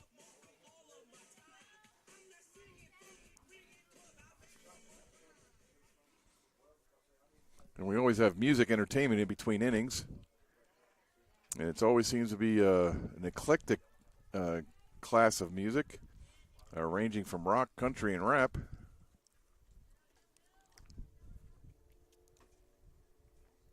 I think the players get to choose what is being played. That's a strike.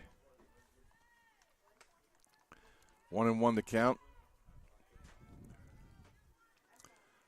So 1-1 with no outs, nobody on here in the top of the sixth. And Lehman is up at the plate. I'm sorry, that is wrong. That is number 13, Allen. Isabel Allen is at the plate. And that ball is fouled off for strike 2.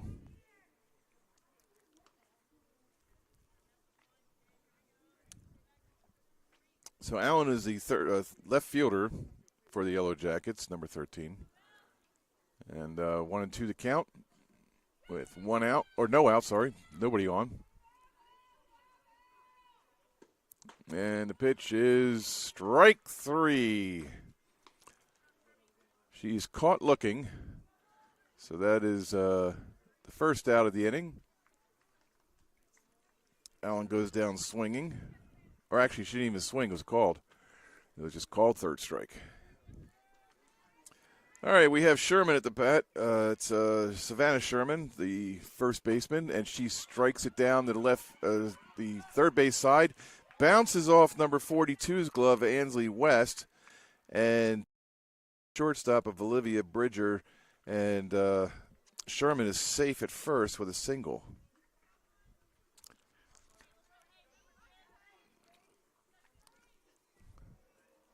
So with one out, one on, we have Atkinson at the plate. That's Haley Atkinson. And she drills it to shortstop, who throws it to second base, who throws it to first for a double play. You don't see that often in softball. It's because the fields are so much shorter that it's hard to get that play from 6-4-2, 6-4-3 for the double play. But it happened. It happened right there. So Atkinson grounds into a DP, and that ends the inning. You know, I have a ladybug on my computer. I'm just going to bounce her down and throw her off. There you go. I don't like killing insects. I think everybody has a reason to live. So we are now going to go to the bottom of the sixth. Oh, they're going to bust a move here. All right, and with that double play, we're going to bounce out of here, and we'll be back right after this.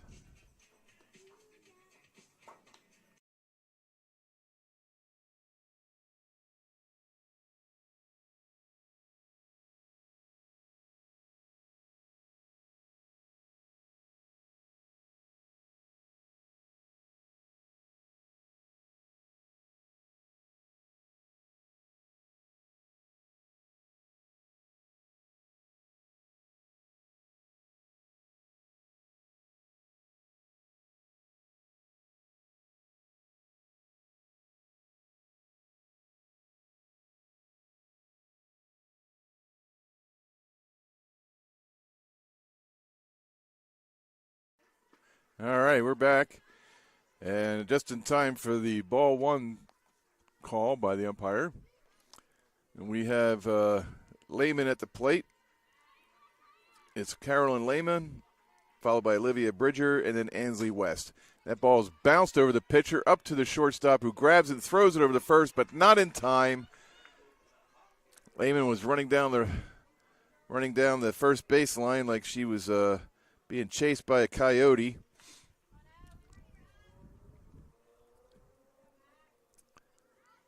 Okay, so we have no outs, one on, and we have Bridger at the plate, number 7, Olivia Bridger. She is the shortstop for the Bulldogs. I'm sorry, it's number 7. Did I say 6? Yeah, number 7, Olivia Bridger. She's the shortstop for the Bulldogs. And that is ball.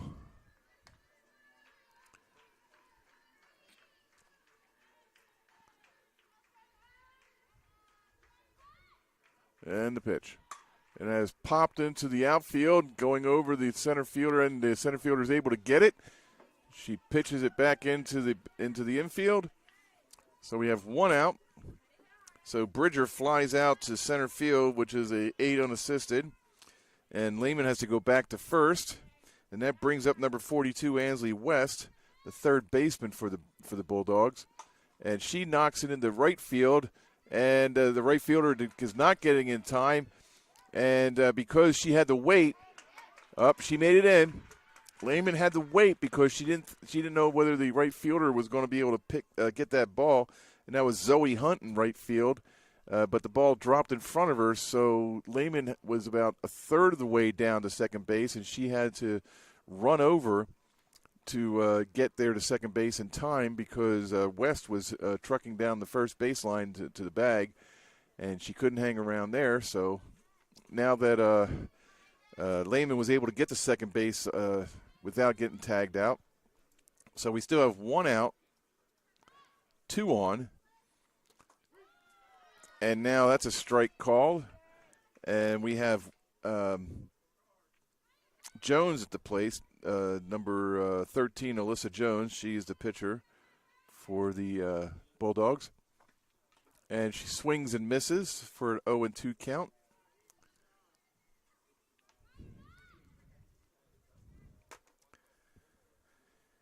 Okay, first and second for the Bulldogs. 1 out. 0-2 the count to Jones. And the pitch. And fouled back. Oh, it hit my car.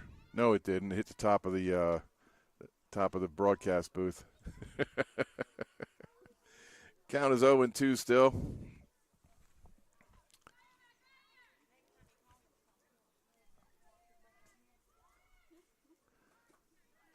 Okay, Kubas delivers. Oh, right back up the middle. Just barely missed Kubas. So Lehman is coming around, and she slides safely into home. Everybody advances. So right now we have second and third, 1 out, and Lehman scores. So that's 6-1 now. So Lehman comes around, and then West is now at third.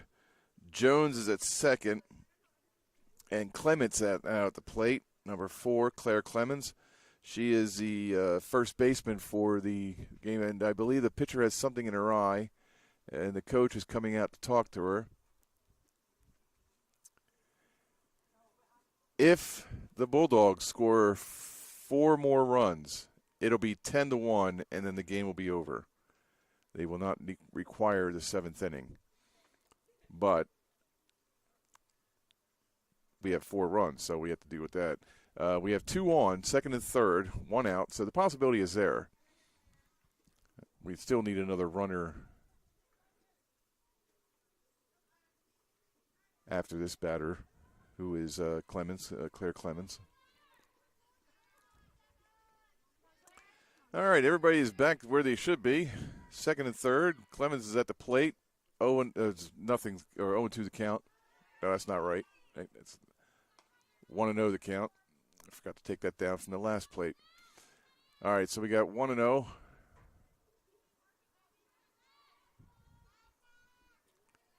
And the pitch. That's a strike.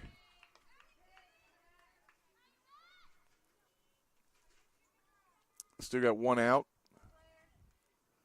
1-1 the count. Claire. And the pitch. And it's popped up over the right field side, and it is foul, just barely foul. So the count now goes 1-2. And like I said, it was just fouled by inches, probably 2 widths of a softball. 1-2 to count, and the pitch, that is way high, 2-2. In fact, the catcher had to shoot her hand up. Ryan had to get that hand up there quick enough so it didn't get past her. She was not expecting that. And that is outside for 3-2. Full count, 1 out. Seems that Kubas is having some issues again. And that is outside for ball 4, and she walks. So now that we got the bases loaded, so Clements is at first, Jones is at second, West is at third, and we have Anna Land coming to the plate. She is the catcher for the Bulldogs. Now, if she happens to hit a grand slam, game over. That is inside ball one.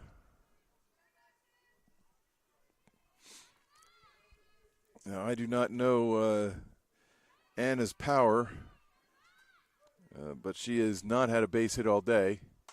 And she pops it up to the right side, and it is out of bounds considerably. So the count is 1-1. Number 29, Madison Rainwater, came over from third to kind of calm down Kubas, who is struggling here. And the pitch. That is outside, ball two. So with the score 6-1 here in the bottom of the sixth, we're waiting to see if more runs are going to be scored here. And the most mercy rule would have to be 11-1, actually, not 10-1. It has to be 10 runs difference. So the score would have to be 11-1, and that's a foul ball. So 2-2.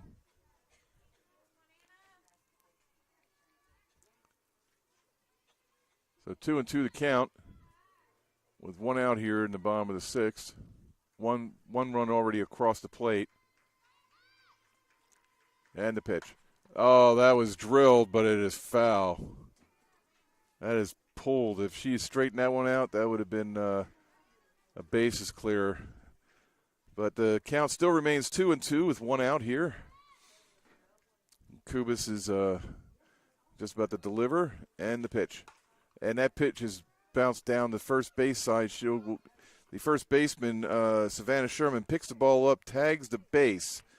So that will now leave second and third. And West scored on the play. So now Jones is at third. Clemens is at second. The first base is open. Land had grounded out, so that was a 3 unassisted. And now Troll coming to the plate, number 1, Mackenzie Troll, who's a designated pitcher, who gets it past a diving second baseman. So we're going to have 2 runs score on that play. Yes, the ball does get past the catcher, so up. Yeah, that's a good idea. Troll stays at second base. But so Jones and Clemens scored, so that makes it 8-1 now.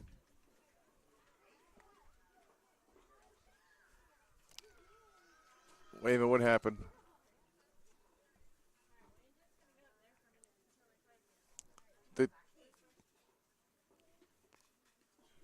What just happened? I looked down for a second.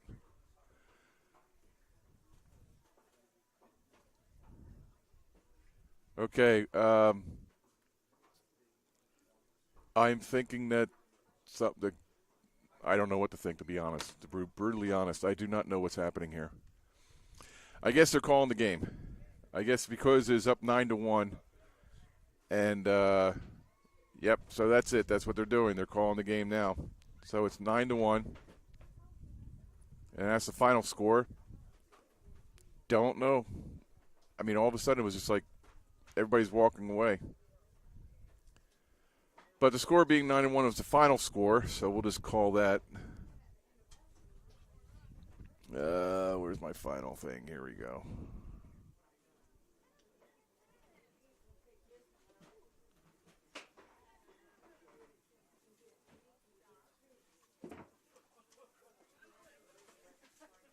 All right, so that's it.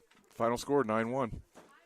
So what I'm going to do is there will be a second game here. And I think that's what they're trying to do also is like with the way things were going, they were looking at it as, we still got another game to play, and we had to catch a bus, go back. So the second game is going to start in 9 minutes. So I guess that's why they did it too, because the second game was supposed to start at 4 o'clock. And with it being so close, they figured, well, we'll just call this game and call it a wash. And then they were already down 9-1, so it doesn't really matter. So what they're going to do is they're going to start fresh, start the second game in 9 minutes or 8 minutes now, and we'll just call it a game for that one. And then the second game we'll start new, and we'll be back in about 7, 8 minutes, and then we'll start the second game. So What we're going to do is we're going to disappear for a little bit. We're going to show you the Bulldog for several minutes, and then I'll be back. This is Trey James for JockJive Sports. Final score of the first game for the Bulldogs beat the Yellow Jackets 9-1. Thank you, and join us again in 8 minutes for the second game.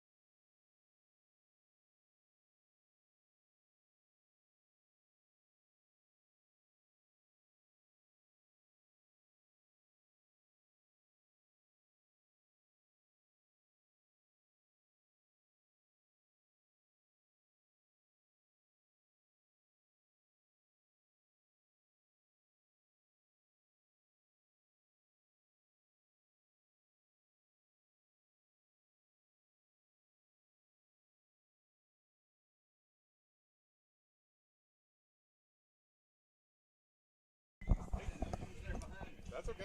I'm not in your way, am I? You are not in my way. As long as you're not standing up. You're fine. You're fine. I'm doing well. Yeah, beautiful weather. I was telling the people online about that. It was 76, a light breeze, humidity's low. It's a great day for baseball. Great day for softball. I had somebody tell me yesterday, we're through with the cold weather. I said, I wouldn't bet on it. Somebody turn on the heat, please. If you don't like the weather Yeah, just wait 5 minutes. It'll change. You too. That was one of the fans here from the Bulldogs, and he was addressing me for make sure. No. You're fine. You're fine. I'm talking to the people online. I love it with fan interaction. It's the best. But okay, now I found out why they ended the game in the bottom of the sixth. Now, in the fifth inning, after fifth inning, if the one team is up by 10 runs or more, say 11-1, the game will end there. In the sixth inning, if they are up by 8 runs, so it kind of they decrease the amount of runs, the differences. So the Bulldogs were up 9-1. So they made that 8-mark rule. So that's when the game ends now. So my apologies for not knowing that. I thought it was 10 runs throughout the whole game. So and that's why everybody was walking off. So I apologize for being a little uneducated about the rules in this league. So and normally I would know most of the rules that are going head in, but this is a last-second deal, and I haven't done any broadcasting in this area. I did the college softball World Series up in Virginia back in May of last year, and that was 5 days of pure unadulterated fun. And they have slightly different rules for their leagues, and I was just happy as heck to do that. So now that we're down here in the South, I'm down here in the South in Georgia. I love the weather. It's brilliant, and I'm just starting with JockJive. This is my second year now with JockJive, and I enjoy it immensely. I get to either run camera or I broadcast, and it's always fun no matter what. I mean, if you can get a job where you enjoy doing it, it's not a job. It's basically you get paid as a hobby. So, but I definitely enjoy it. So that's what the deal was back in the bottom of the sixth when the Bulldogs were leading 9-1 in the end of the game against the Yellow Jackets. And then we're going to start here pretty soon. And I'm assuming that we're going to have the same lineup. That's what I'm hoping, because I have not seen a second game lineup sheet yet. But we'll go as we go along. I'll figure it out. Let's look at the back of the numbers, back of the shirts for the numbers. But I'm going to go and get a break here real quick. I'm going to hit the timer here for the fire ad, and then we'll be right back.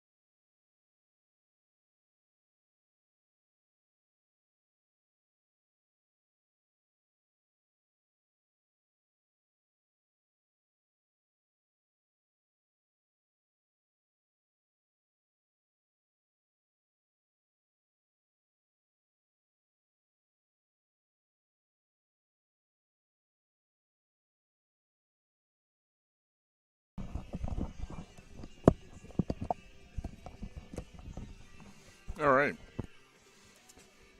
Back here at the Georgia Military College Bulldog Field for the ladies softball game. The first game was a 9-1 shortened game due to the up by 8 runs rule, the mercy rule for the 6th inning. It's 10 innings in the 5th inning, 8 innings in the 6th inning, and since they only play 7 innings total, now if it's tied after 7, they'll go into extra innings. But the we're getting the field ready for the second game.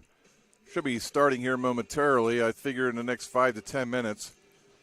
And they're looking to get the field prepped and ready.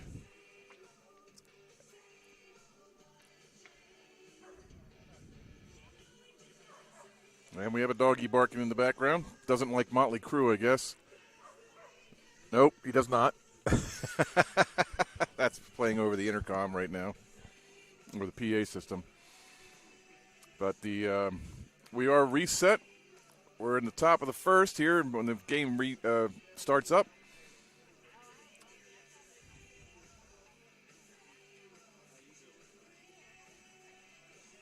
I don't know what the discussion is about at home plate. They're trying to make sure that everything's proper. Well, I'll tell you what. It looks like it's going to take more than 3 minutes, so we're going to back out of here for a minute. And then when we get back, hopefully the game will be ready to go. But thank you for joining us here at JockJive here at the Georgia Military College. I've done a lot of football games for this school over the last couple of years, and I've enjoyed it immensely. And now is the first time I get to expand it and go into a different field of play. And I'm just enjoying myself immensely here. So hopefully you are too. And we'll be back in a little bit. Hang in there. The game will start shortly.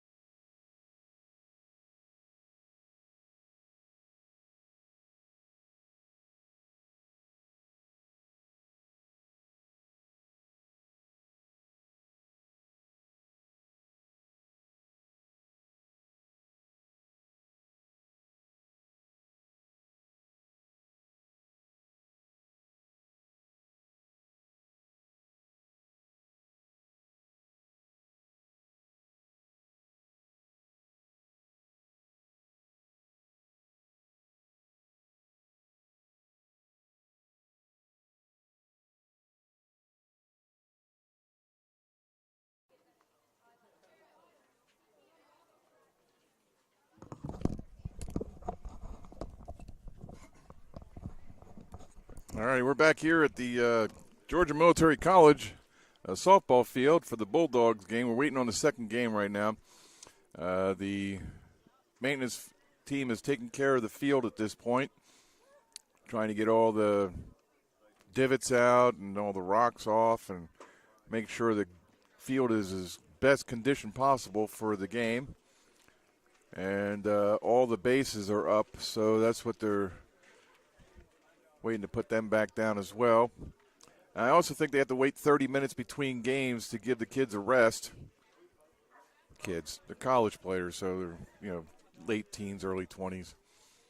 They're not kids anymore. But that's what's just kind of killing time here. First game ended in a 9-1 situation where they ended the game 1 inning early. Due to the 8-run rule for 6th inning. But we're just kind of waiting on the umpires to say, okay, it's enough time has passed and we're going to start the game again. And actually, to be honest, I'm waiting on lineups as well. But if I don't get them before the game starts, then I can just look at their back of the jerseys, and I got their names and numbers from the first game, so it won't be too much of an issue. That's what you do in life. If nothing's handed to you and nothing's easy, you just make the best of it. That's all you can do. If life throws you a curveball, adjust. As my grandfather always said. I go over and complain to him about what happened with my mom that day, and he says, well, if life hands you a curveball, adjust.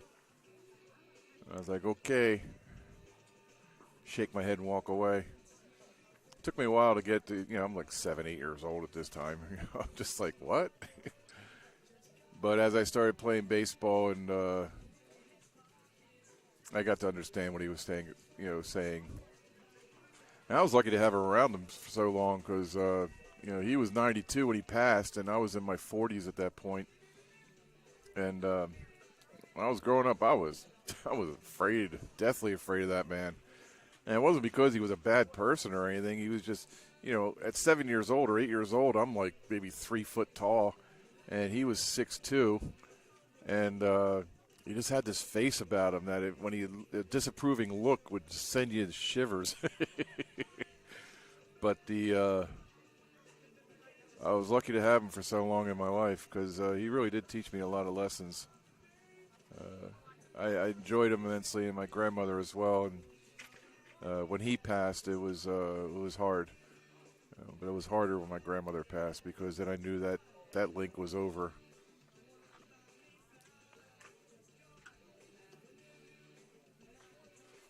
Well, enough of that. I'm just killing time here between games. It seems they're done with the infield now. And I'm sure they're going to start back up in the next few minutes because the first game ended at 5 of. So I figure this next game should pick back up at 25 after. That's another 10 minutes. They might squeak it in a little earlier, maybe 20 after, which will make it 5 minutes from now. But the Yellow Jackets are now getting onto the field to talk with the manager. And I think she's giving them the lineup to see who's playing where and when. So we're going to go away for a few minutes, and by the time we get back, we should be ready to start up. But don't go anywhere. This is Trey James with JockJive. Thanks for watching and everything, and hang in there, and we'll start the second game momentarily.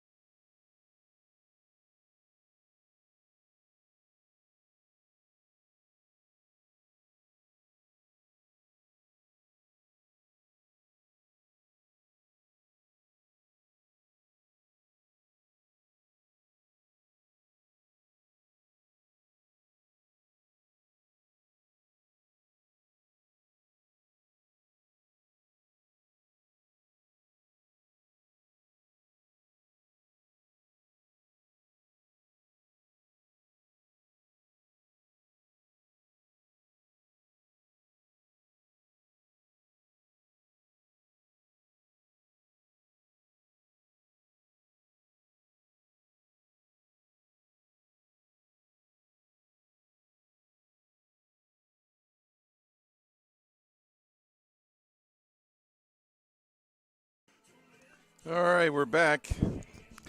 And we're closer to the time where we're going to start. And I just got the lineup for the Bulldogs. And I'll give that to you momentarily as I have to write this down. So, but pretty much the same. They're going to be in different positions, but the batting order is almost the same. There's only one difference. Sophia Boulay is taking the 10th slot, and Macy Hand will not be participating in the second game. So that's what all that is.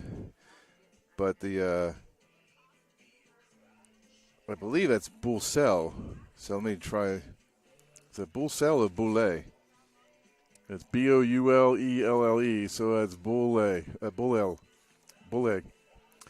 So we'll just do that. So leading off will be number 21, Carolyn Lehman. She is now she's taking the right field position. Number 7, Olivia Bridgers is playing shortstop. Ansley West is not playing third base this time. She's playing she's not playing first base. She's playing third base. Scratch that. Rewind.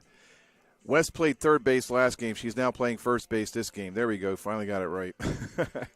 Number 13, Alyssa Jones, batting fourth. She is playing first base. She was playing first base last time. She's now playing. She's a designated player. Batting fifth is number 4, Claire Clemens. She was playing first base last time. Now she's pitcher. In the sixth batting order is Anna Land, number 2. Before she played catcher. Now she's at third base. Batting seventh is Mackenzie Troll, number 1. She was the designated player last time. Now she's playing catcher.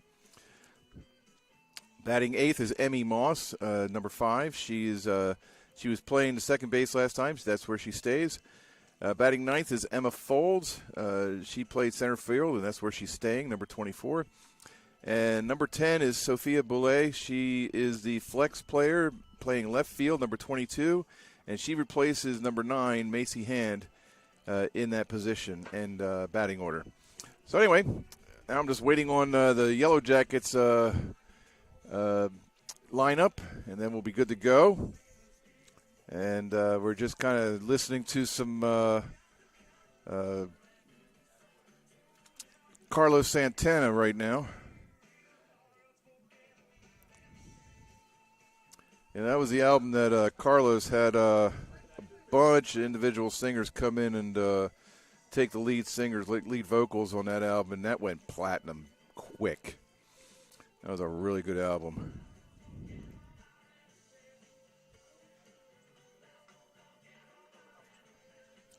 Rob Thomas was the lead singer on this one. Let's forget about it. But they got some really good choice music songs up here. I mean, just to kill time between games and between innings. I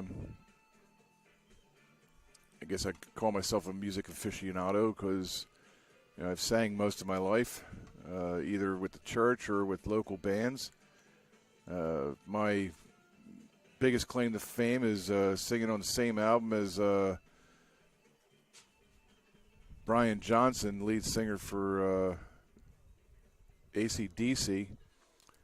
He was singing vocals on the Greg Billings Band album, and it was a song called House Party, and they had a whole bunch of singers on that one. And I was lucky enough to be part of that. Got to meet up with Robin Zander from Cheap Trick, and who else was there? Can't remember. Sting's getting older. I'm part of the Durr generation. I'm over 60, and my mind is telling me that I feel like I'm a young buck. My body tells me sometimes that nope, no, you're not. But I still enjoy life. I think if you smile every day, it helps you get through it. So no matter how bad you feel, if you can go to sleep smiling, that's half the battle. When you wake up with a smile. And no matter what happens over the course of the day, just keep smiling.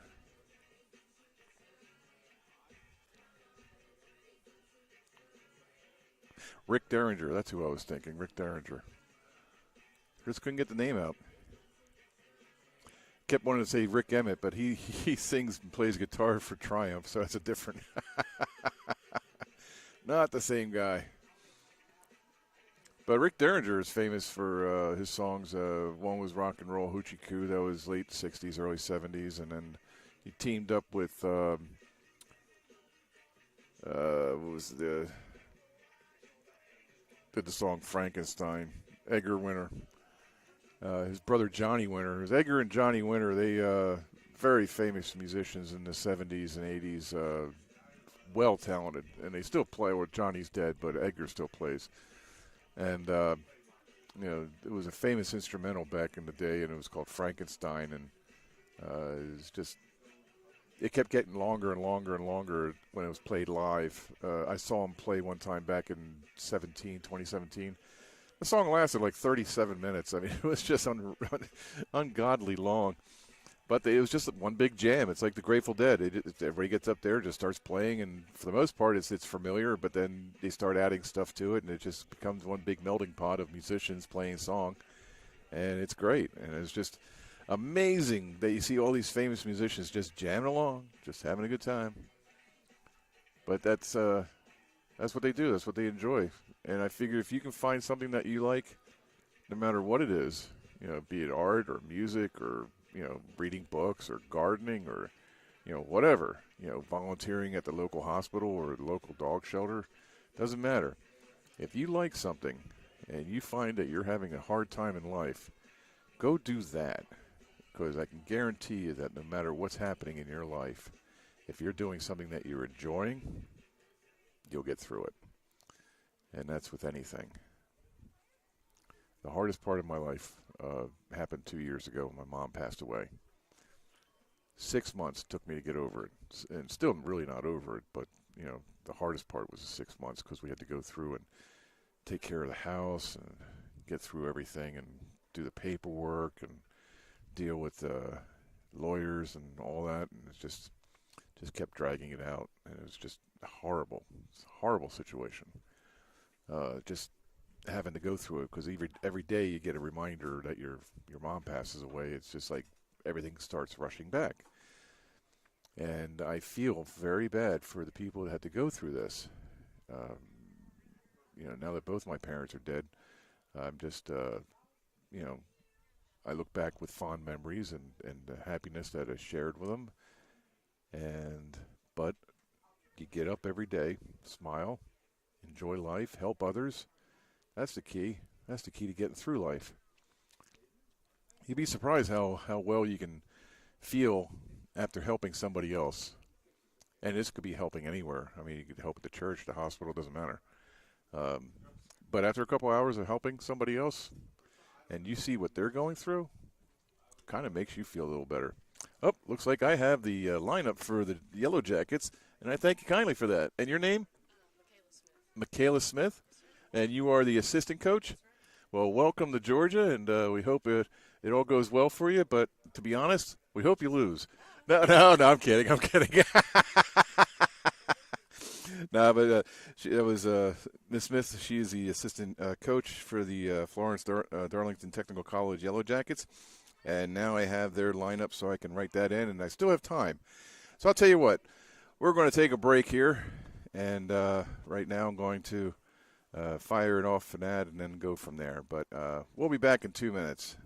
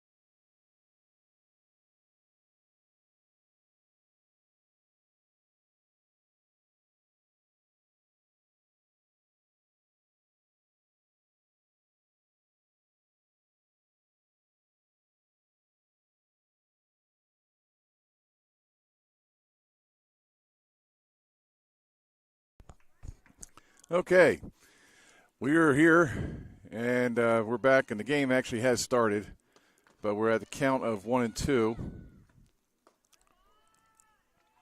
That's 2-2. And we're in the top of the first with nobody on, and that is a Lavissa Siders. She's a designated player, number 7. And she pops it up to the left side, and the shortstop's got it and catches it. And the shortstop for the Bulldogs is number 7, Olivia Bridger. So that is 1 out.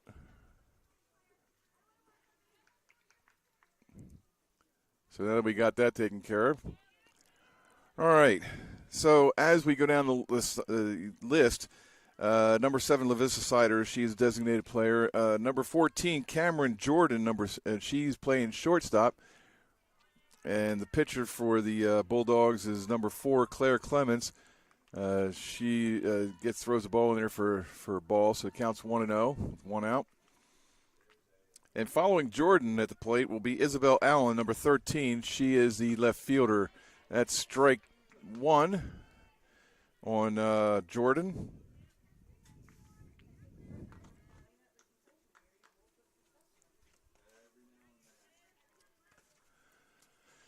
So 1-1 is the count right now. That is low, ball 2. 2-1.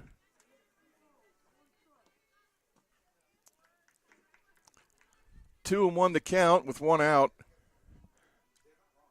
And we have Clemens ready to pitch. That is strike 2. 2-2 the count.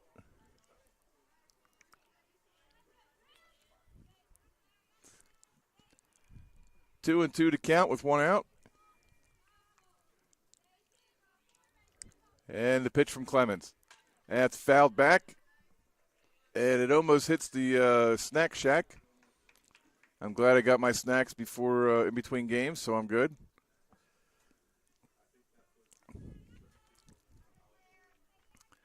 Okay, 2-2 with 1 out in the top of the first. And the pitch. That's fouled off. The count remains 2-2.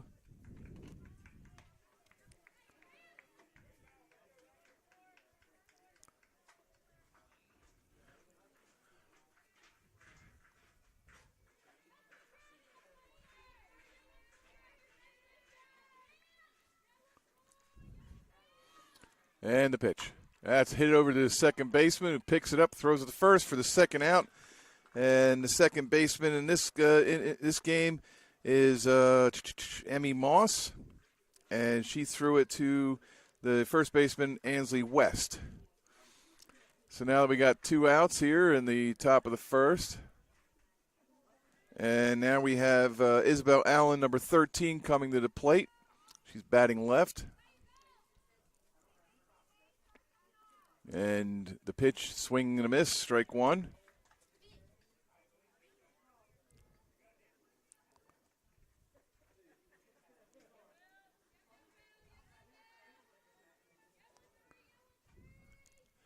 And the pitch, swing and a miss, strike 2.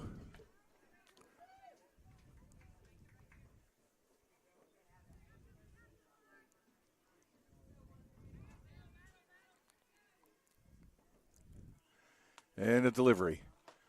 Oh, boy, that was a little outside. Almost caught her looking. That one almost went down on strikes. Almost. But now the count is 1-2 with 2 outs. Clemens looks in. And a delivery. Swing and a miss, strike 3. So that is the third out. And we will go to the bottom of the first with no score. And the Bulldogs are coming to bat for the first time in this game. We'll be back in 1 minute. Hang in there. Thanks for watching Jock Jive. I'm Trey James.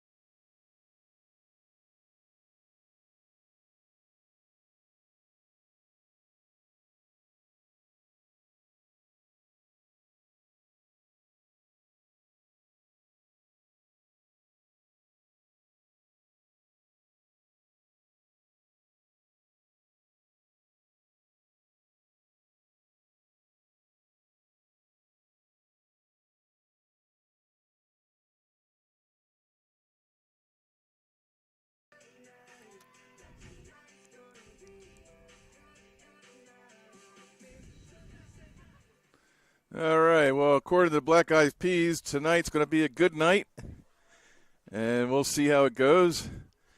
Depending on who wins the game, we'll have a better night. Yellow Jackets disperse off the mound. Everybody runs back to their position. We have Carolyn Lehman coming up to the plate for the first time this game. Number 21. She's playing right field. I think she was playing right field last time. Yes, she was. So Lehman bats left. And that was ball one. And that's hit lightly over to the left side. The shortstop picks it up and is not in time. Lehman gets down the first base path fairly quick, and she is on first safely. And I don't blame Cameron Jordan on that because it was a slow roller. She did not have the time to get that ball and throw it. So it was a matter of timing. So that ball is struck to the left and in between the shortstop and third baseman. So we have first and second. So Olivia Bridger goes after the first pitch. Number 7, who's playing shortstop this game. She was playing shortstop last game as well. There were some changes to where people were playing, but the first two slots are the same. Here's where it gets different. Ansley West at the plate, number 42, was playing third. She is now playing first. And that is driven past a diving second baseman who could not get there in time. And now that was a perfect frozen rope from right field. The right fielder was Mackenzie Kubas, who's a pitcher of the first game. She threw one to the catcher on a rope. So we have bases loaded. And West actually hit the first pitch right beside, and the diving second baseman, she did not have a chance. That was Gracie Rhine. The ball went by her before she could even get to it, and that's inside for ball one. But we have no outs, and the base is loaded. I think the Bulldogs are looking to try and end this game early and put as many runs on the board as possible. So if they get 10 runs, if they get up by 10, that's the game. This ball is passed, and Lehman comes in to score. So the score now is 1-0. That was on a passed ball.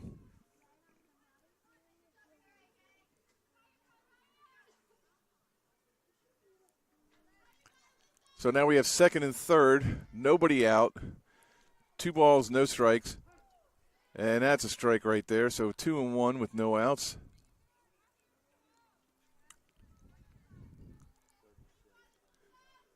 So we have number 13, Alyssa Jones. She's a designated player. She just gets the bat. And that's a swing and a miss. Strike 2.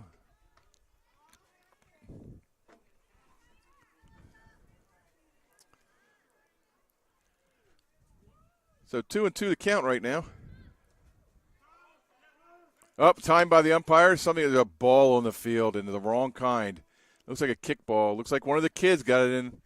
Either that or one of the dogs kicked it in. We have 2 dogs on the third base side, and they're yapping and having a grand old time. And the pitch, that's low. Ball 3, full count. The catcher for the Yellow Jackets, Ashlyn Ivey, she was able to trap that with her glove so it didn't get by. And that ball is bouncing between the second and third base, shortstop and third baseman. Another run will score. So Bridger scores. West goes to third. Jones is at second. I'm sorry, let me take that one out. So it's first and third. So Lehman and Bridger have scored for 2-0 now. West is at third, and Jones is at first. And I'm pretty sure she'll be going to second momentarily, but that ball is low. And we still have nobody out. Yeah, Zoe Hunt is not happy right now. She thought she'd get in and get out, but that's not the case at this point. And that ball is rifled to the second baseman between her legs. She pulled the glove up too fast. This ball went to the fence. And it looks like it's going to be a a double, but the score now is 4-0. West and Jones have scored, and Clemens is now at second. All right, so Clemens is at second. It's 4-0. And we have Anna Land right now at the plate. And that ball is hit to the third baseman, who grabs it out of the air and is able to throw out Land at first. So for the first out, that is a 5-3 play for the first out. And Clemens is still at second. The game remains 4-0. Bulldogs leading. And we have Mackenzie Troll, number 1, who's playing catcher this game. And that is low, ball 1. Clemens is dancing off second base, trying to draw a throw. But that is the first out that was just recorded. The first 5 batters got to get on base. And the pitch. Oh, that was low. Almost hit with the feet. And Clemens takes third easily with no throw. The catcher, Ivy, was having problems digging it out of the dirt. And it is a hot mess in that box right now. There's a lot of loose dirt around. Looks like 2 kids are playing in the sandbox. That's outside, ball 2. I'm sorry, ball 3. My apologies. I missed one. So it's 3-0 with 1 out here in the bottom of the first. Bulldogs leading the Yellow Jackets 4-0. And I'm sure they would want to get more runs across. That is a strike. So 3-1. Runner at third. Even a sacrifice fly would bring in another run. Oh, that was inside. That's a ball. So now we have first and third. 1 out. So Troll draws a walk. And now we have Emmy Moss, number 5. She is playing second base today at this game. Moss played second base last game, so it's not a switch for her. Up, there goes the ball. The catcher tried to throw the ball down to third, and there's nobody covering third, so Troll was able to run around and get to third while Clemens scored on the errant throw from Ivy, the catcher. So now it's 5-0. Now it has to get to the top of the fifth, end of the top of the fifth, before if Georgia scores 10 runs and Yellow Jacks didn't score anything by the time the 5th inning is over, and that's going to drop. Nope, it's caught. Good. All right, and the tag and 6 runs now across. So we got two outs. That was Moss flying out to right field, so that is a 9 unassisted, but she gets an RBI on the play because Troll scores on the play. So now it's 6-0, and Folds is at the plate. Emma Folds, number 24, and she played center field last game and this game now.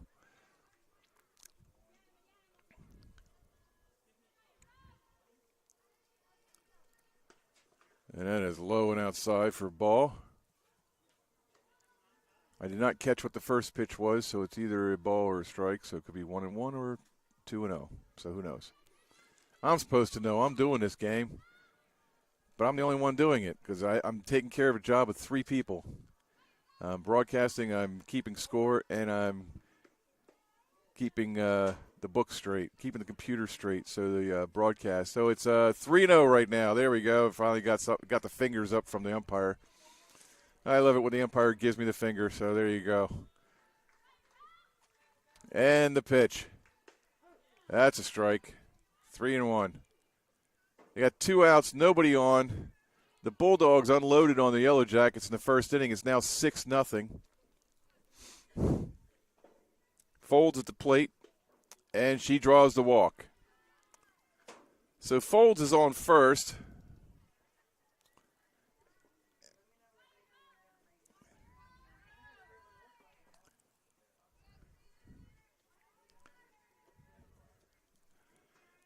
And I believe this is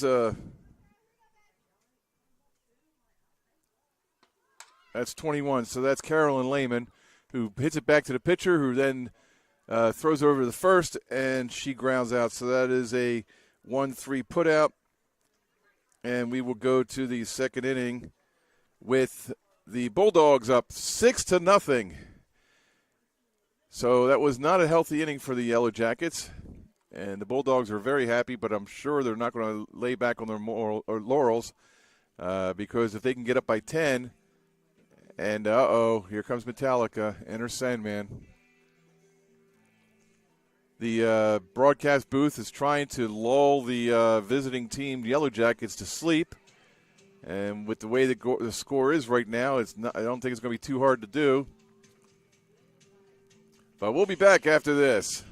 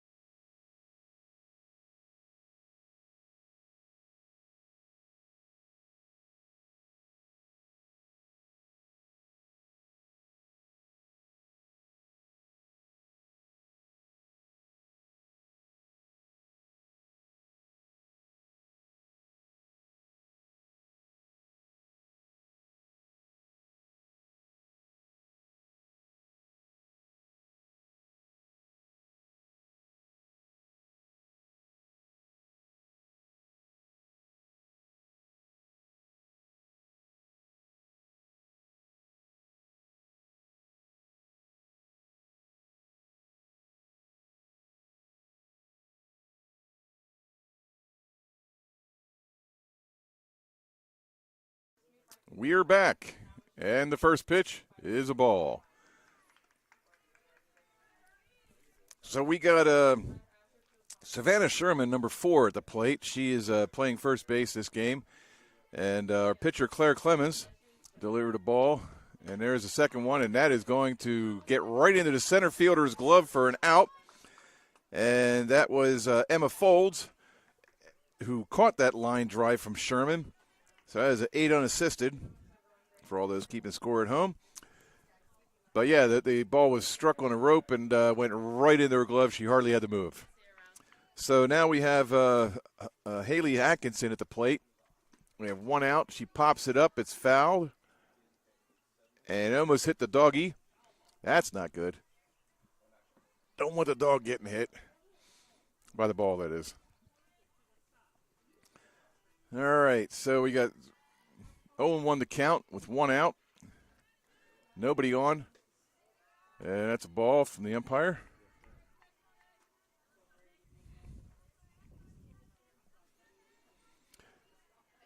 Clemens seems to be pitching fairly well in the first 2 innings.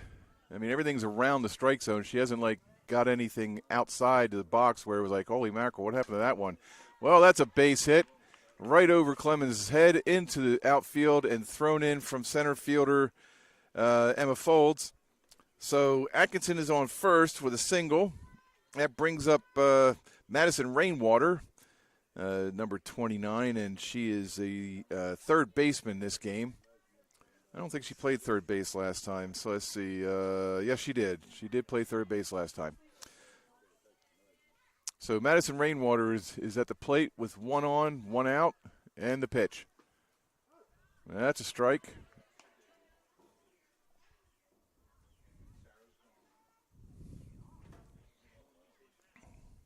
We hope you're all enjoying this game. It's something to watch. I mean, it's always good to watch people play a game. There's a strike.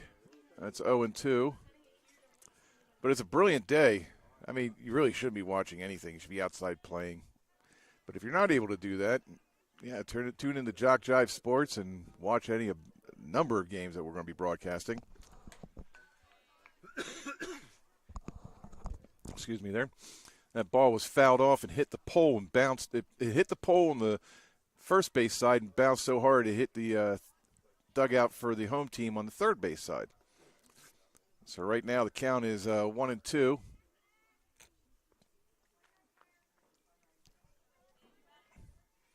One out. And the pitch. That is high and outside. 2-2.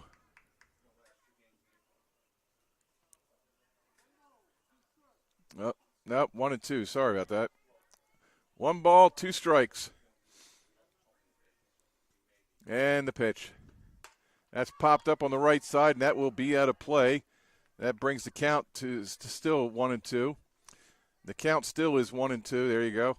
And with 1 out here, runner at first, and Rainwater at the plate. She steps back into the box, and she's going to wait the pitch from Clemens. And here it is. That's popped up on the right side again, and it is again out of play. Oh, somebody got hit.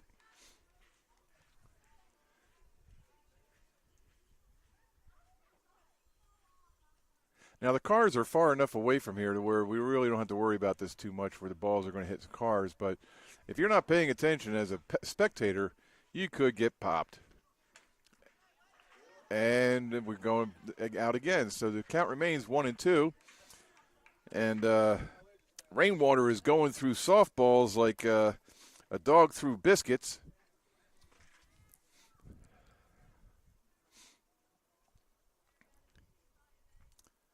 All right, Clemens gets the ball, and she's rearing and throwing it.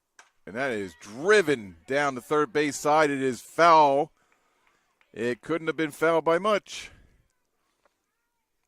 But the umpire is now coming in and say, I need some more balls. Because these guys are getting rid of them at a healthy pace. And Rainwater is responsible for most of them. But again, the count remains 1-2 with 1 out, 1 on. And we're in the top of the second with the Yellow Jackets down 6-0. And that's hit lightly down to third base, throws it over to second. And the throw to first is not in time. So they get the lead runner, who was Atkinson. She was thrown out at second. And Rainwater makes it to first on a fielder's choice. And now Hunt will be at the plate. Zoe Hunt, number 20. She is the pitcher for the Yellow Jackets. There seems to be a little meeting with the umpire at second and the coach for the Bulldogs. And now they're talking, and now the 2 umpires are chatting.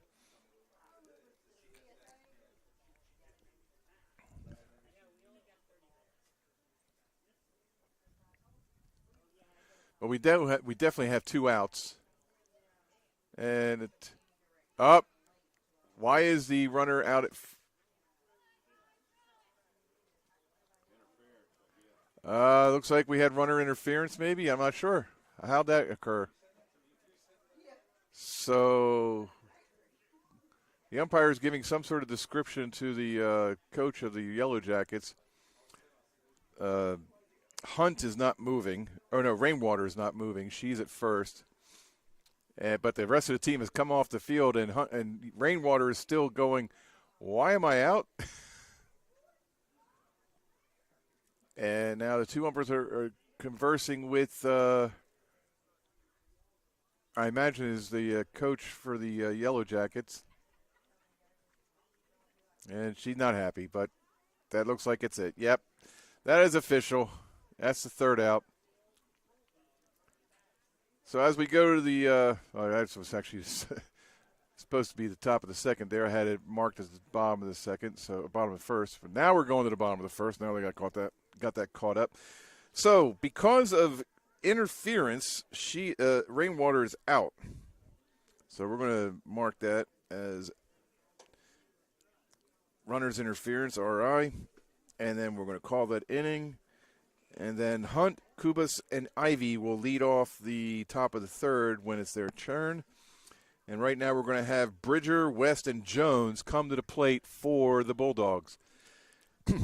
Okay, so we're in the bottom of the 2nd, no outs. Number 7, Olivia Bridger. She is the shortstop for the Bulldogs this game.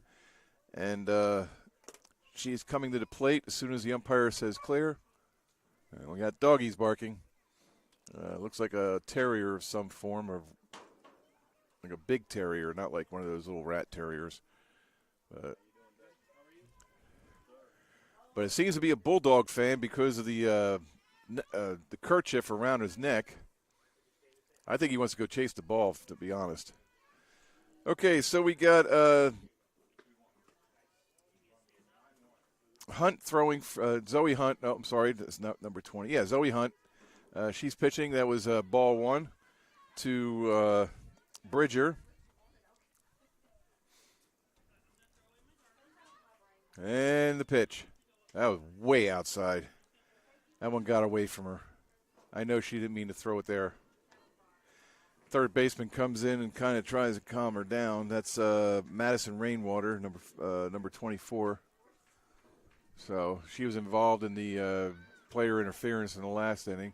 That's low and inside for ball three. So 3-0 the count with one out here in the bottom of the second. And there were 0 runs in the top of the second. And that's a strike. She tried the bunt, but couldn't pull the bat back in time, so that was considered a strike.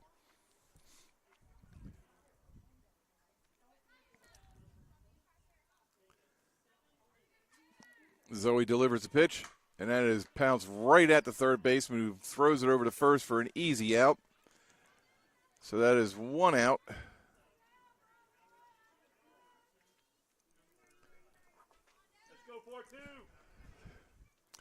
So Bridger is a victim of a 5-3 putout. And we got number 42, Ainsley West. She is the first baseman for the Bulldogs. Pitch is outside for a ball.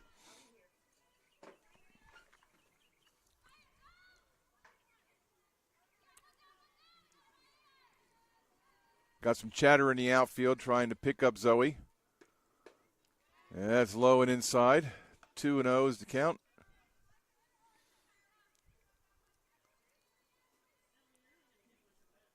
So with one out, nobody on. This count is 2-0. We'll be waiting for the pitch, and that is delivered. Is now 3-0.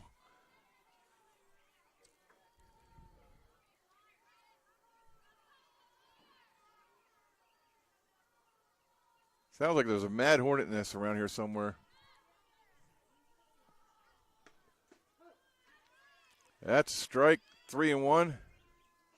It sounded like there was a hornet floating around here, not to be confused with the Yellow Jackets. But it seemed like there was a hornet flying around here. And they can sting you over and over and over again. That ball is hit between the second and third baseman. Like the third time today, it kind of found its way going that way. So West is on first.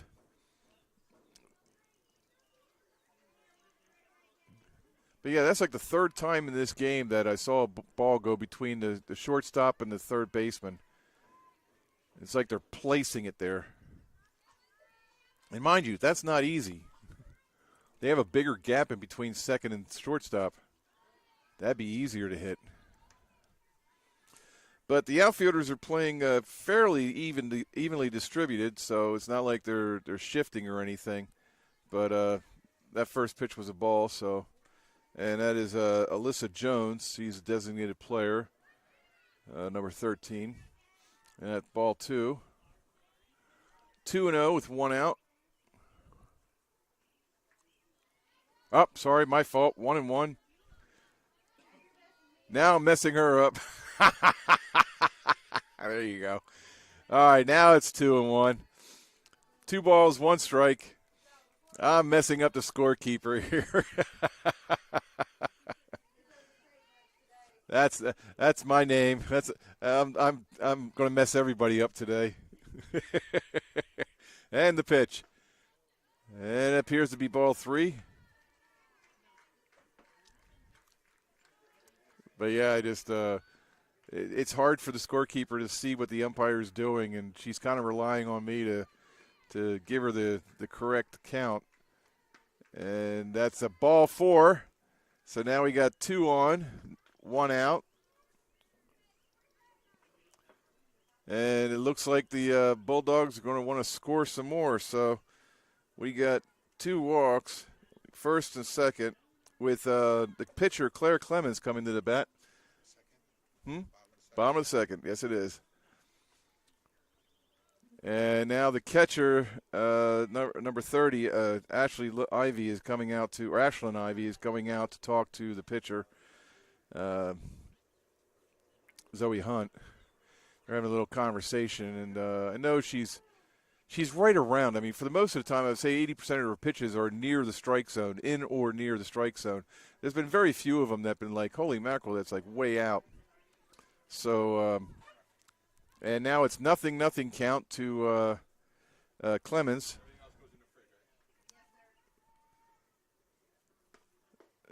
And that is a ball, so 1-0 the count.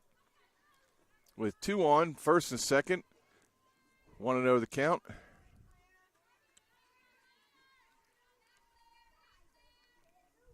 And the pitch from Zoe, and that is driven high and deep to the left field side, and it is caught by left fielder Isabel Allen for the second out. Sorry about that. For the second out. And the players do not advance on the field, so it's still first and second.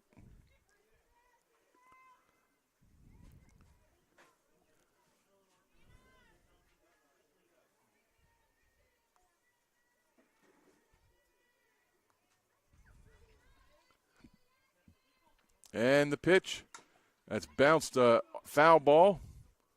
So that's strike one.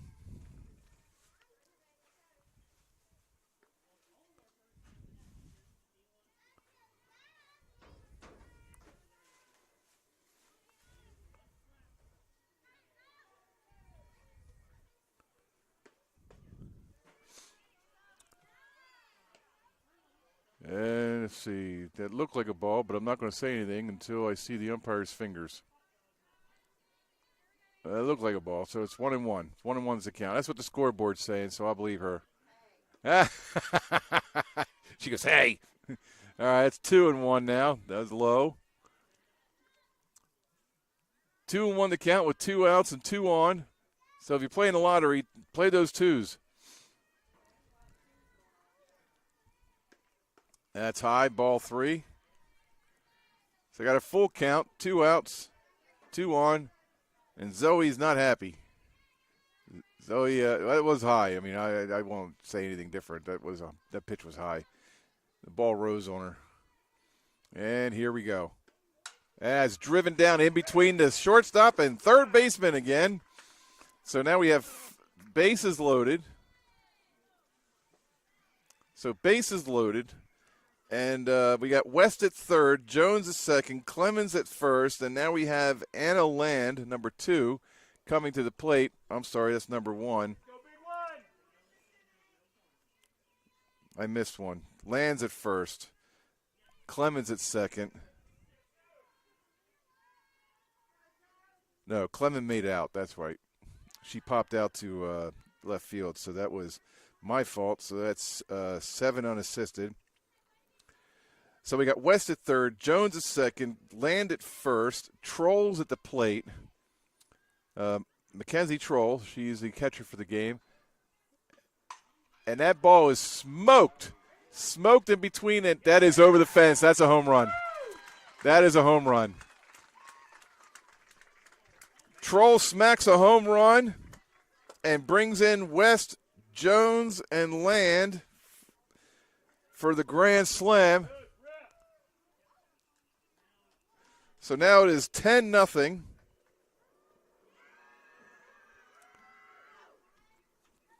That is, all right. And there's a lot of discussion going on right now on the pitcher's mound. But if this game stays the way it is, when the bottom of the fifth starts, this game will be over. But I'm sure the Bulldogs do not want to rest on their laurels and just called a game at 10. They're going to be scoring more runs because you never know. The Jackets might just come back and start playing. So we'll see what happens. But, yeah, that's ball. Very rarely do you get to see a grand slam, and boy, is it fun to watch.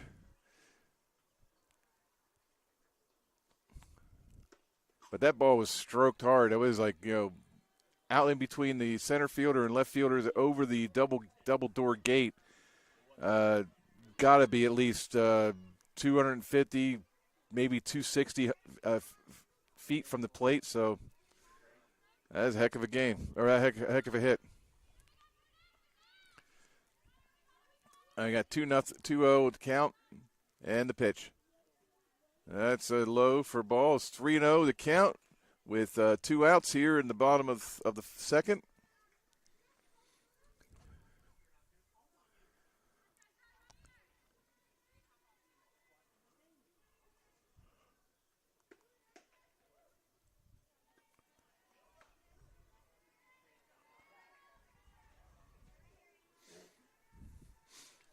All right, and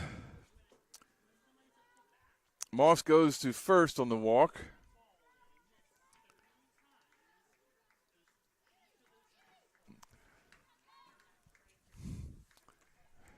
All right, that brings up Folds, who walked her last time. And that was a strike.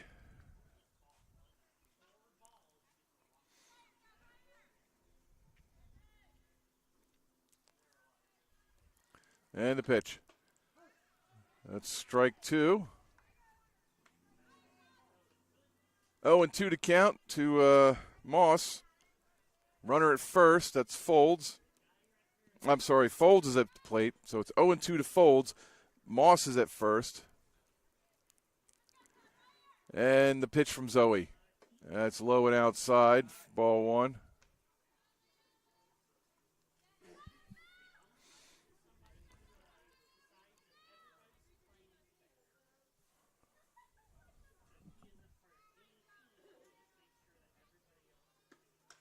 And that is fouled off. Count remains 1-2.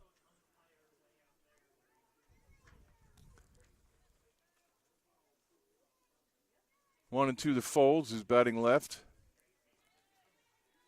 Zoe gets back out on the rubber, and she delivers.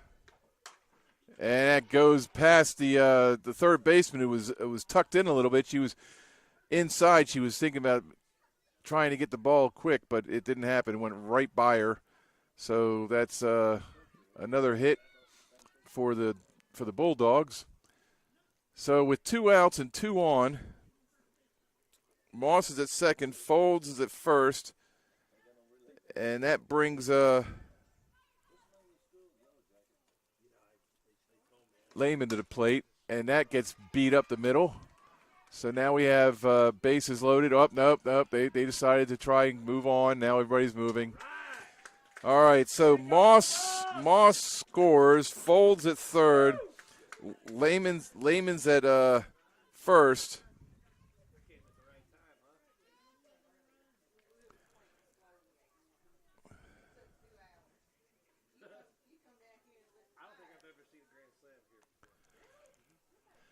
Okay, so we got second and third, 2 outs. Coach is out there. It's probably making a change. Not sure.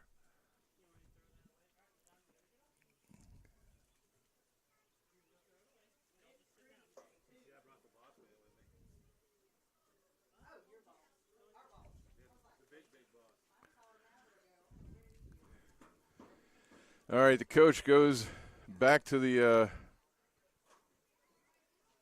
dugout, and we're going to see who's pitching still.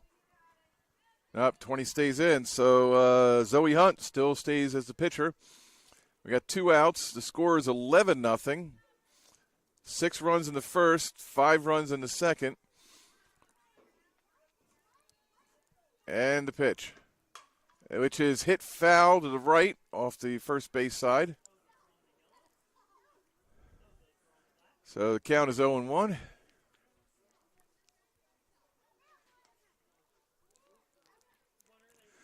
Zoe is not very happy right now. She is she's watching her ERA skyrocket right now at this point. And the pitch. That's ball. So 1-1 to count.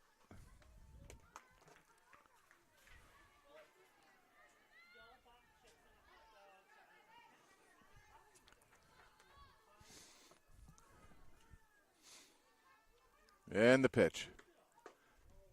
That's in low, 2-1.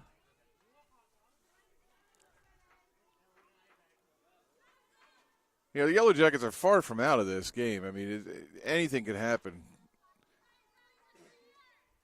But they all look a little dejected right now at this point. And that ball bounces away from the catcher. And the pitcher, Zoe, is not able to get in there in time, so that run will score. So now as a runner at third, it's 12-0. The count is 3-1 due to that pass ball. And the pitcher now has a tire show ordered by the umpire.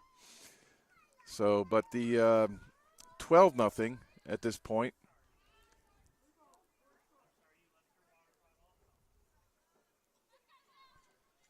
So 6 runs in the first, 6 runs in the second. And if they get 6 runs in the third, I'm out of here.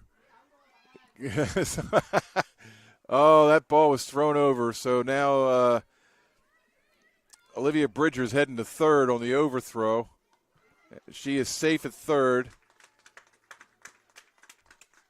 And is now 13-0.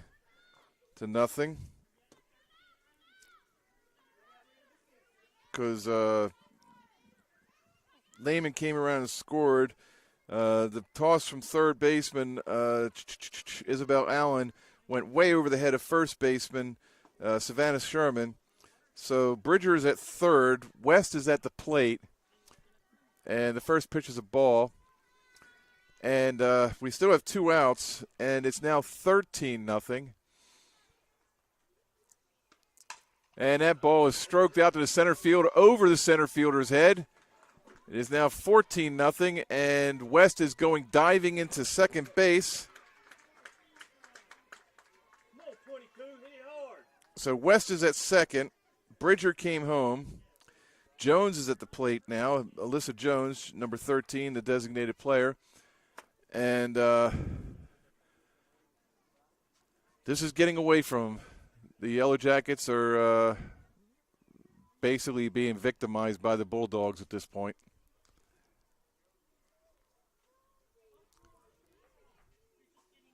I mean, this kind of reminds me of the Foghorn Leghorn game with the dog, and he pulls the dog out of the doghouse by his tail and spanks him with a 2x4. And that's basically what's happening here.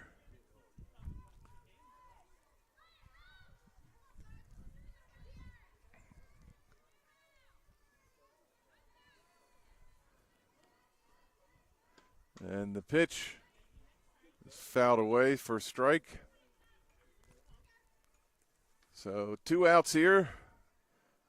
Runner at first, 0-1's the count. And, 8 runs across the plate in this inning. That's 2 more than the first inning. Strike 2. 0-2 to Jones.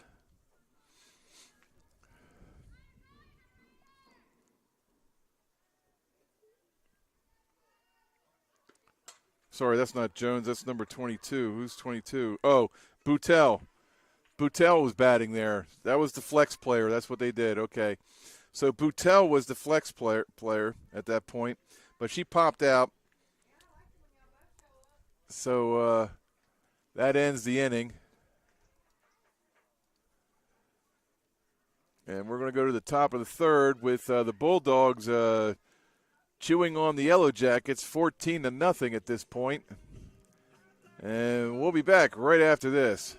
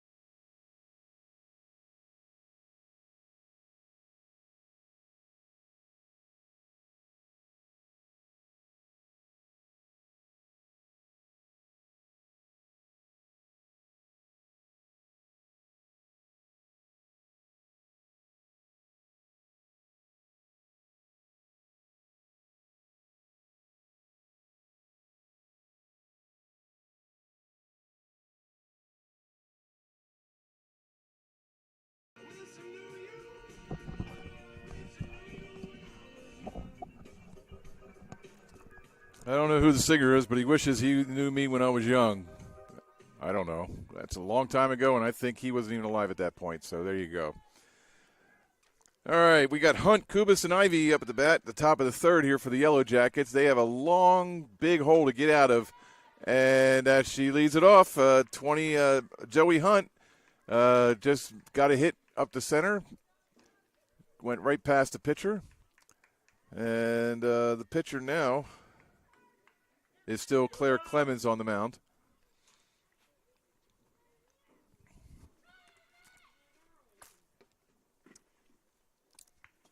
But with a runner on first, no outs.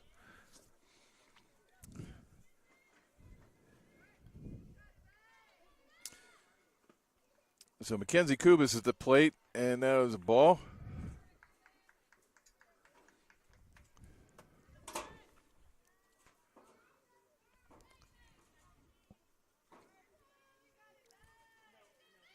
And the pitch. High, ball 2. I think Claire is a little overthrowing here at this point. I think she just wants to get this game over with. She needs to focus and just concentrate on the task at hand. That bounced in there for ball 3.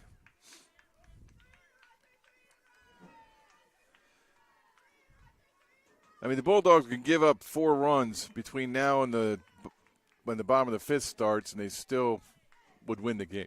Win the game. That's strike. 3-1 the count with no outs, 1 on. Bulldogs up by 14.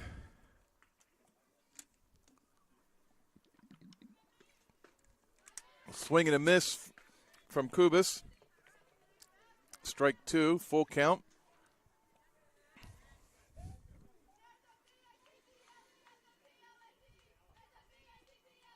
And the pitch. Swing and a miss, strike 3. Kubas goes down swinging. That's for the first out of the inning. So Claire came back from a 3-0 deficit to end up striking out Kubas. And now we have Ivy at the plate, Ashlyn Ivy. She is number 30, and she's the catcher for today's game. And that's a strike.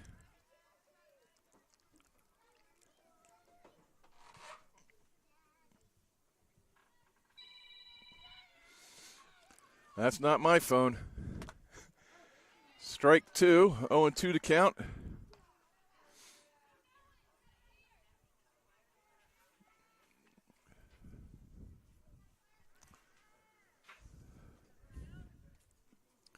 And the pitch from Claire. Outside, ball 1. Kind of a waste pitch. Pitchers do that all the time. If they find themselves ahead in the count, they'll just throw one outside of the strike zone to see if the batter will chase it. But the batter was disciplined and did not. But she chased that one for strike 3, but that was right down the center of the plate, so that's 2 outs now. So 2 outs, 1 on. And Claire had back-to-back strikeouts. So now we have Gracie Ryan coming to the plate. She is the second baseman this game, number 1. Batting left, and wait a minute, that's number 7. Oh, that's right. Ryan is the flex player this game. Siders is the person at the plate now, so that's 1 strike since it was a foul ball.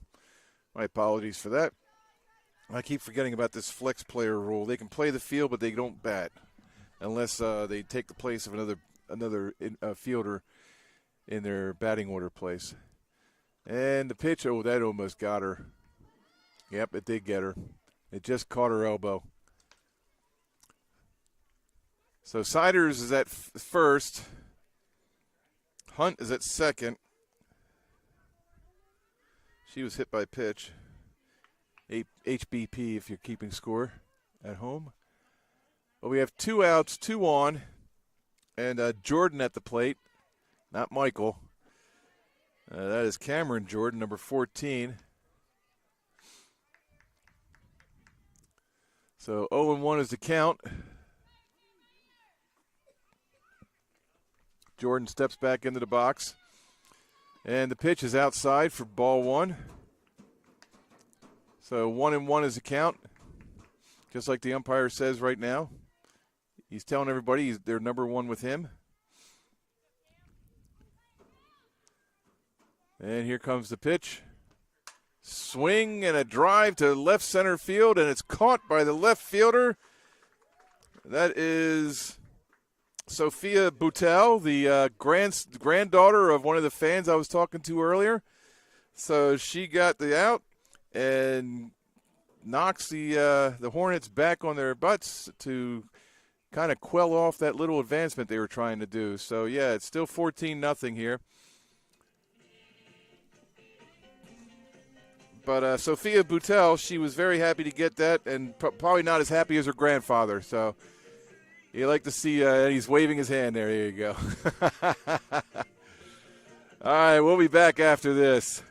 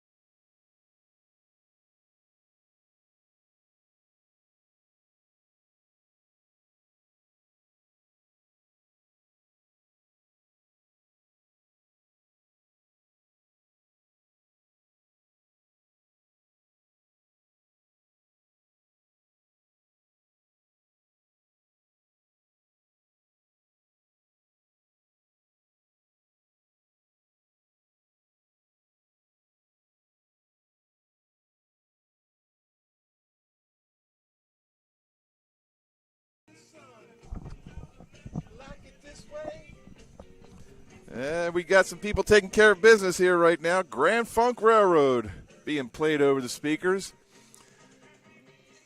And they're taking care of business. And I think that's exactly what the Bulldogs are doing. They're taking care of business here because it's the bottom of the third, and it's 14-0. If this stays up for two more innings, they will win 2 innings ahead of time. And I think that's what they're trying to do. They're just going to try and get as many runs as possible and take it to the fifth and then just go from there. They have a little bit of a buffer here. We do have a change in pitching. We have, number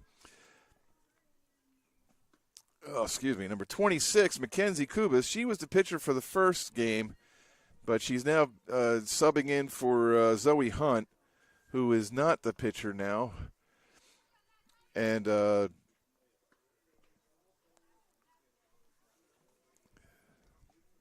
I think the count is 2-0 at this point. And, well, anyway, Mackenzie Kubas was playing the outfield, but now she's at the pitching. And I got to find out where number 20 is. More than likely she went out to right field. But when I track her down, I'll find out. But number 26, Mackenzie Kubas, is pitching now. Taking the place of Zoe Hunt. And the pitch. That's ball 3. Sorry, there's nobody on base right now. Sorry about that. And we are in the bottom of the third. And the pitch. That's strike. So it's 3-1 to count.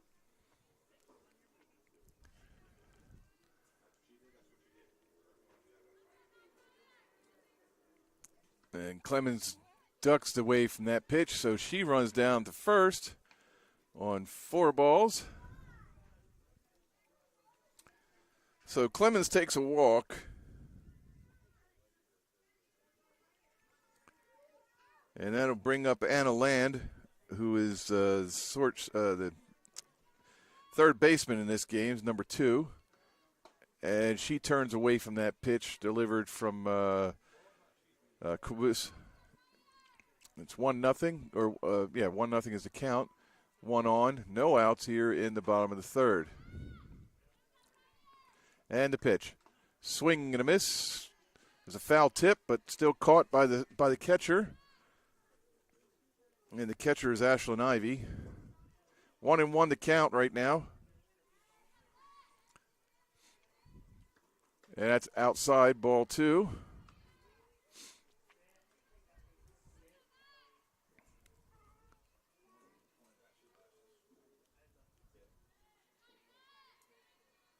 And the pitch. That's ball 3, 3-1.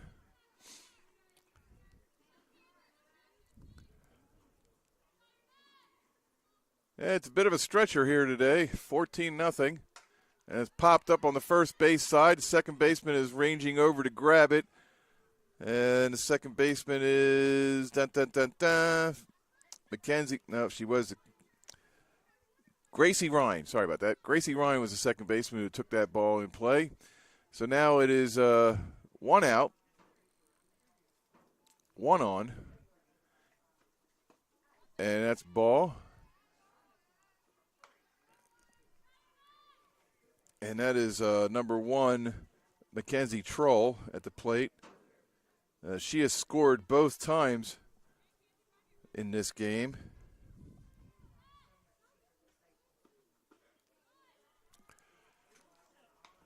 That's ball 2.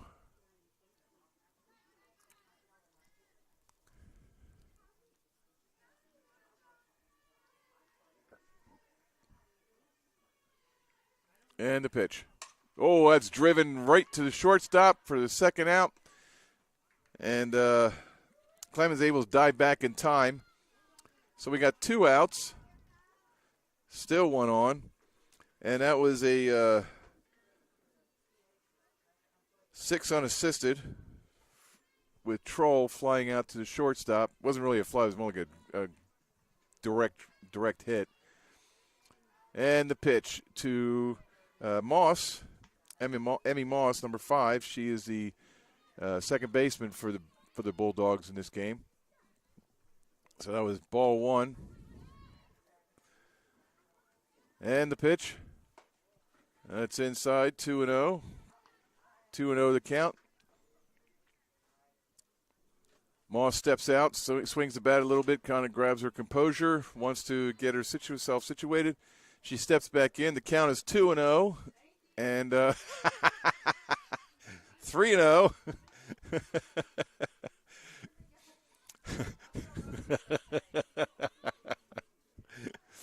Gotta love it. That's what I love about sports, man. You can have fun behind the plate or in front of the plate. Doesn't matter. That's 4-0. That's a walk. So we have runners at first and second. So Moss draws the walk. Clemens is off to second. And we have Folds coming to the plate, number 24, Emma Folds. She is the center fielder for the Bulldogs. And looks like we might have a switch something.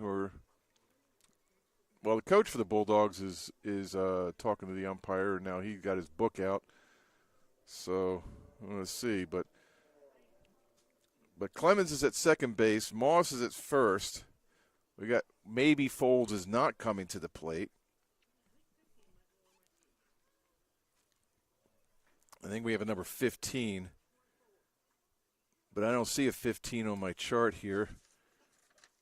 I don't see a 15 anywhere. Okay, so it looks like we have a number 15 coming to the plate. I have no clue who this person is. Oh, she's on the bottom. Okay. Oh, let me see. Jenny Keever. Okay, there we go. Yay. All right, so Jenny takes a low ball 1. I got it right here. I forgot to look down here. Duh! 1-0 to count with 2 on, 2 outs. And this is Jenny Keever, who is taking Folds' place.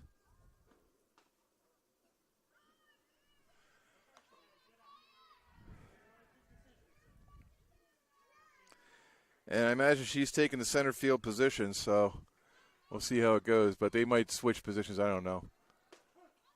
That's a strike. So 2-1 to count. 2 on, first and second. 2 outs.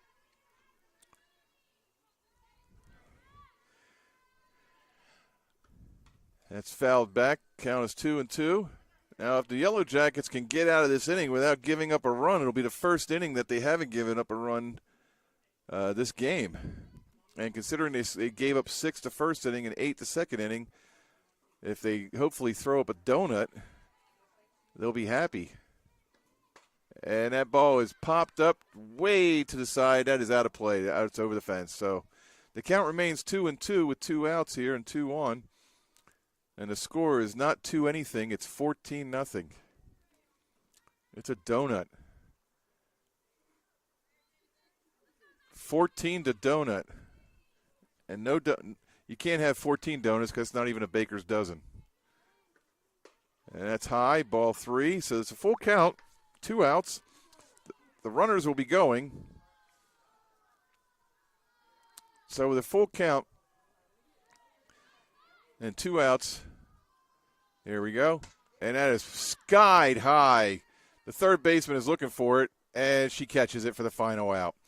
So the third baseman, number 29, Madison Rainwater, catches the third out. So the Bulldogs are retired for the first time without scoring a run. But still, the score is 14-0 going into the top of the fourth. The Yellow Jackets have 2 innings or 6 outs to score 5 runs and not give up any more runs to keep this game going. We'll be back in a minute. Thanks for watching JockJive Sports. I'm Trey James.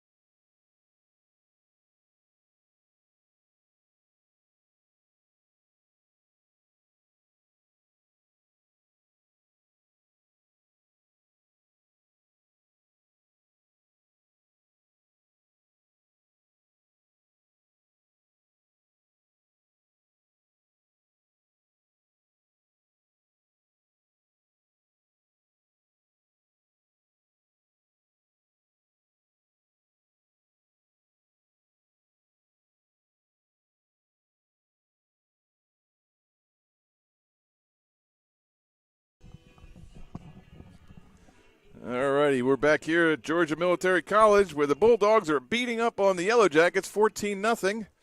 And we're going into the top of the fourth. And we have Allen, Sherman, and Atkinson coming to the plate to represent the Yellow Jackets.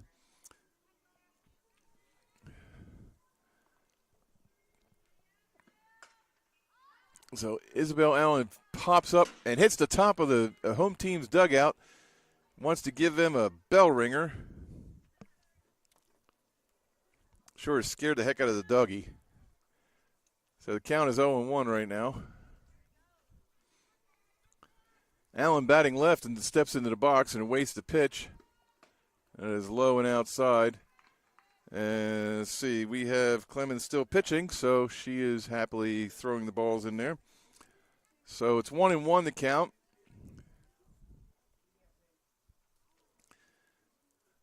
And the pitch to Allen. And that is driven to the first base side. The catch, the assistant coach stops it and then throws it to the first baseman for the Bulldogs and then goes on to the pitcher. So the count is 1-2. No outs.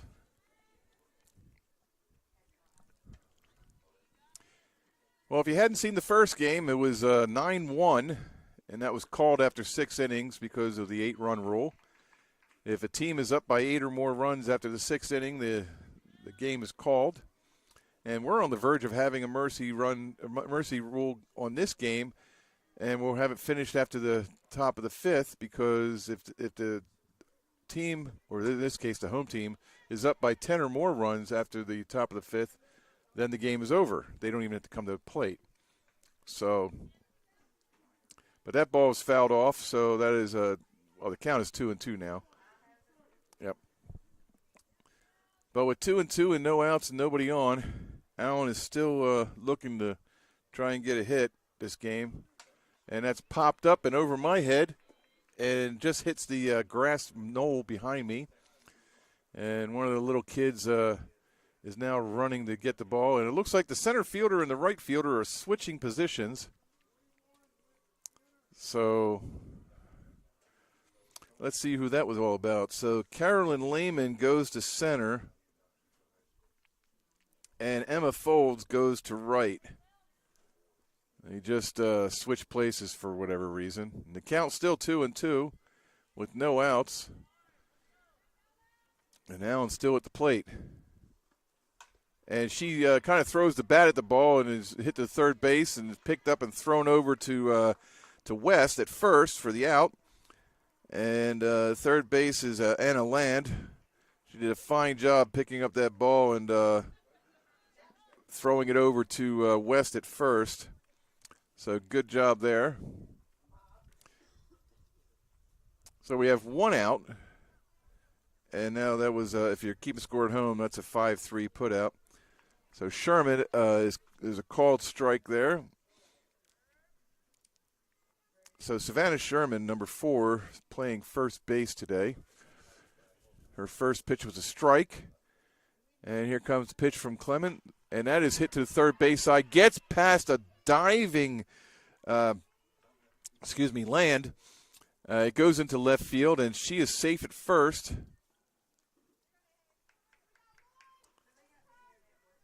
So she is on first with a single.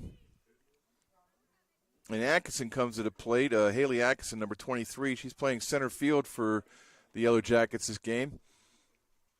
And Clemens delivers. And that ball is popped up a little bit. And, wow, that was very athletic. I couldn't believe she actually got the throw down to first in time for that. She did not catch the pop-up in front of her. The ball was dropped a little bit, but on her side, laying on the dirt, she threw the ball down to first without hitting the runner and got into West's glove before the runner, Atkinson, could get there in time. But Sherman moved up to second on the play. So that is a 2-3 put-out. But if just looking at the numbers wouldn't do it justice. That was very athletic. She was on her side on the dirt throwing and threw the runner out. That was just amazing. So we got 2 outs now. And that's a strike, so it's 1-1 to count. So Sherman's at second. We got 2 outs. Rainwater at the plate. And Madison is playing third base in this game, and that is popped up to the right fielder who hardly had to move, and that is it for the inning. So as we go to the bottom of the 4th, the score remains 14-0, and that was a 9 unassisted if you're keeping score at home. All right, as the scorekeeper blasts death metal from the speakers, we'll be back after this. Thanks for listening to watching JockJive Sports.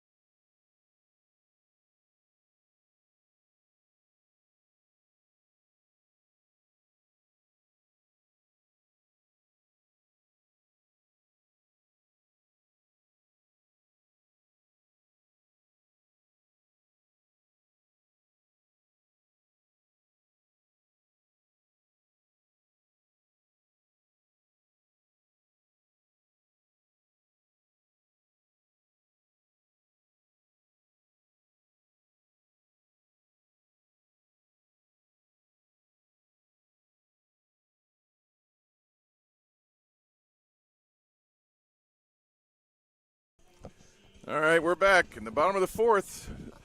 Georgia Bulldogs are ripping the Yellow Jackets a new one here at 14-0 at the Bulldog Softball Stadium.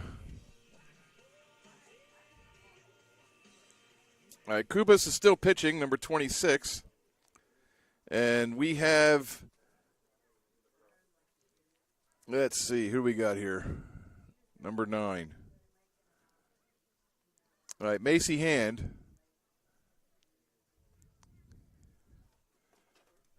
I don't know what position Macy Hand is playing, but the last game she played left field.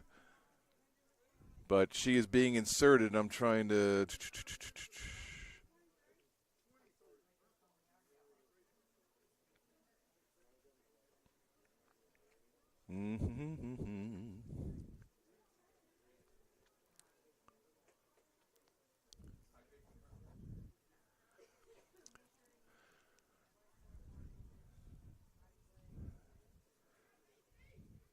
Okay, I don't know where she's being inserted into the lineup. Nobody's been giving me anything here, but she's number 9. And when I figure out where she's playing, I'll let you guys know. How about that? Are we all good on that? As ball outside. I mean, I like to have all the information straight and let the viewers know everything, but, nobody's telling me anything as far as this. All I can see is that Hand is now playing, and she is 2-0 at the plate.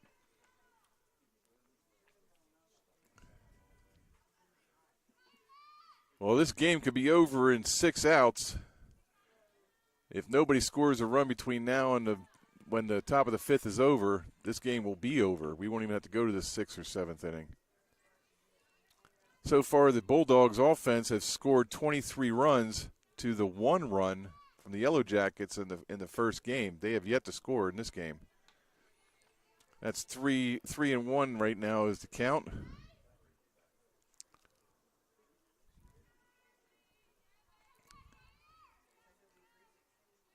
And the pitch. That's low, ball 4. Hand takes a walk down the first base.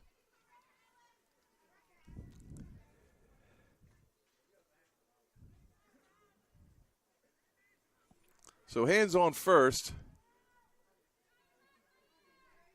And we have another player.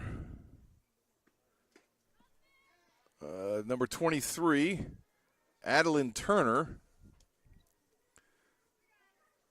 And I don't know where in the order she is, but Adeline Turner is now at the plate with ball and no strikes. And Hand is at first base.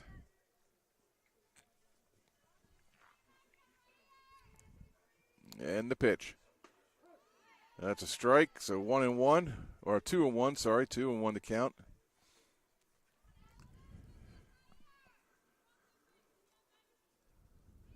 We have no outs here in the bottom of the 4th, and that ball is lightly swung at, and it is thrown over to first. Whoa, that's an overthrow. And since the pitcher grabbed the ball and overthrew to first base, all the runners move forward. So Turner and Hand's at third, Turner's at second, still no outs. And I think number 42. Okay, so now that we got that taken care of, seems that Hand and Turner took Lehman and Bridger's place. So we got West coming to the plate right now. Okay, so Bridger and Lehman are out. Hand and Turner are in.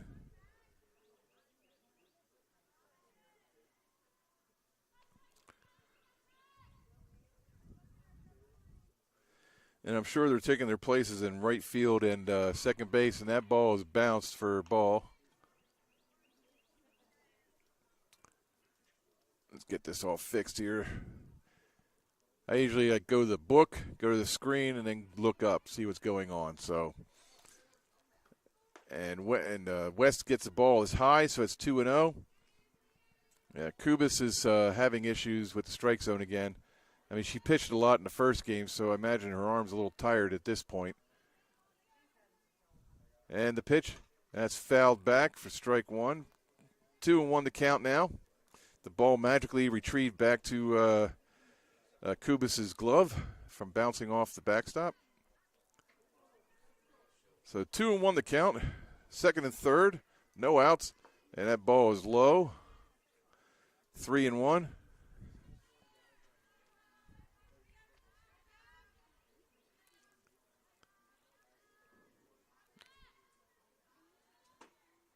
And the pitch. That is way outside. So West takes first on a walk. And now we have the possibility of another grand slam coming up. So we got Hand at third, Turner at second, West at first, and Jones pops it up and falls down in between the first baseman and right fielder. So Hand scores, Turner to third, West to second, and Jones to first. And the score now is 15-0, but the base is still loaded. Reminds me of that conga line when Bugs Bunny was playing baseball, and it was, it was like da-da-da-da-da-da. Everybody's rounding the bases.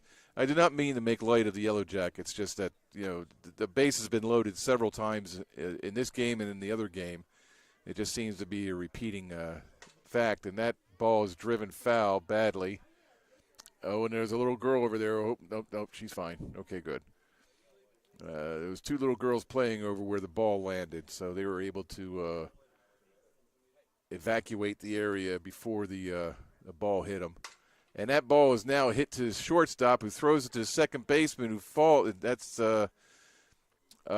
Jones fell, and it looked kind of awkward, so she's kind of limping off the field right now.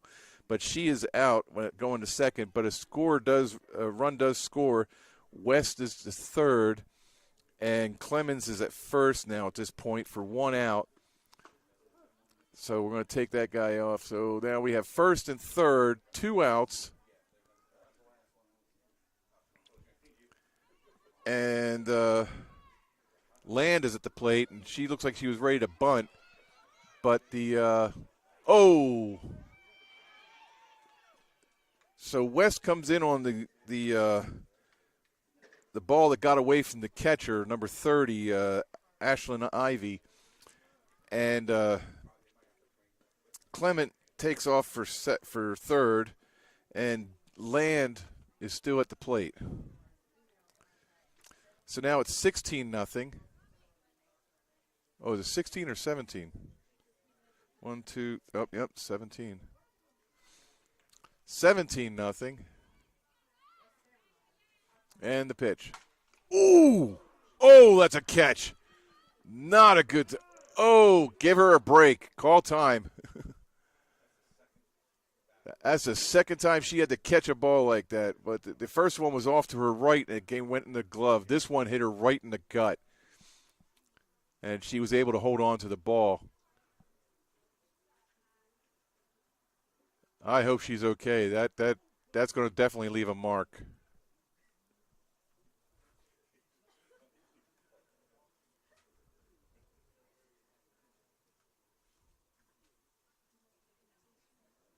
I got to tell you, that was a heck of a catch.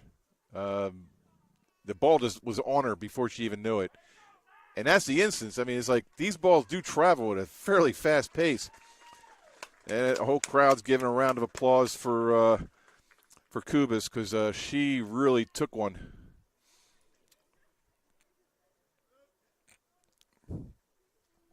Okay, so let's get it back to where we're.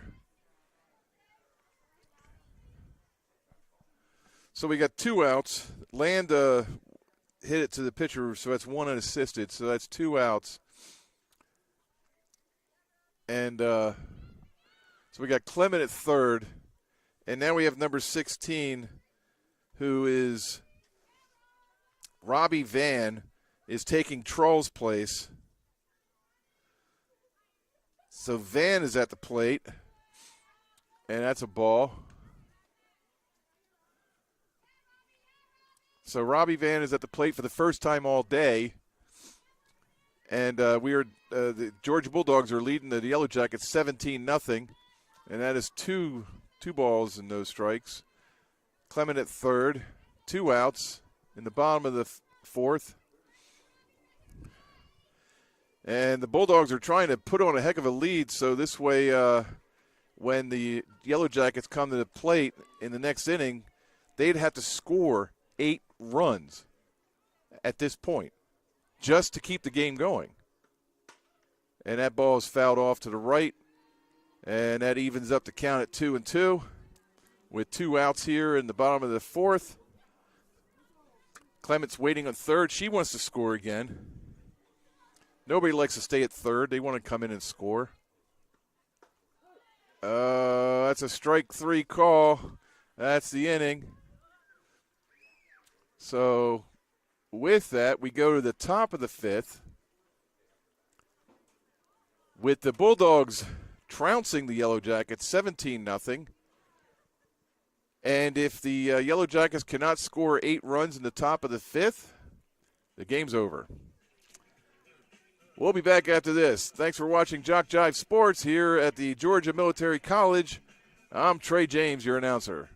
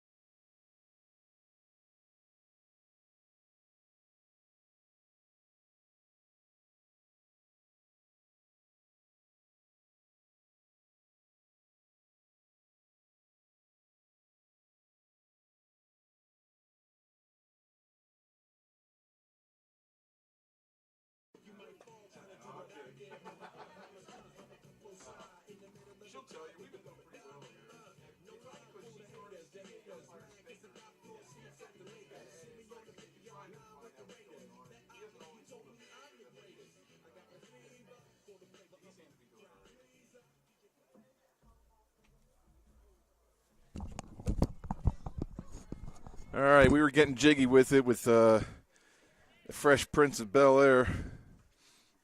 What's his name again? I have no clue. He's only from Philly. Oh, yeah, so am I. Anyway, guy married to Jada Pinkett. Yeah, Smith, I guess? No, Will Smith. That's the guy's name, Will Smith. I'm just playing with you all. I know the guy. Actually, I met him several times when I was in Philly. Used to work at one of the local radio stations, and he came in. He was like 17, I guess, at the time, and tall. I mean, he's about my height. All right, we're up the bat here. We got the called strike for the first pitch, and this is Hunt, Zoe Hunt, number 20. She started the game pitching, but then was relieved by Kubis. And that ball is popped up and out of play. And I don't even know where that landed. But anyway, so it's 0-2 the count.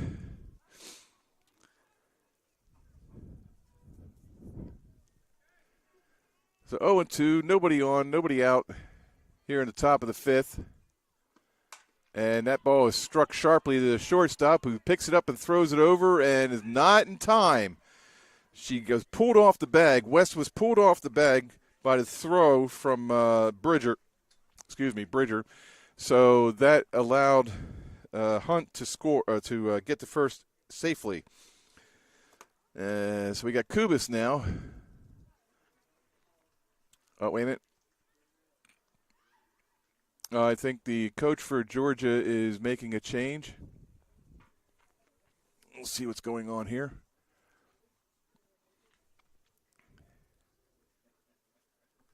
Well, Trull is still behind the plate, so that's not going to change.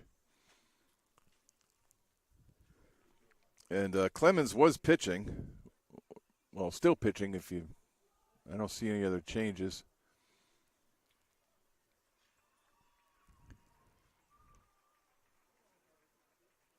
Okay, I don't know what changes were made. But West is still at first. And Bridger is still at short. Yeah, I don't know what the coach was talking about. So, anyway. All right, so we got no outs, 1 on, and the pitch. That's high for ball 1. And it's Kubis at the plate. I hope I'm pronouncing that right because it's the only way I've been pronouncing it all day. But it's McKenzie. Swinging strike one and a throw down the first, and the runner's back in time, says the second base umpire. So 1-1 is the count with no outs. And Clement delivers. And it's fouled back for strike two. The sun is setting. It's getting low.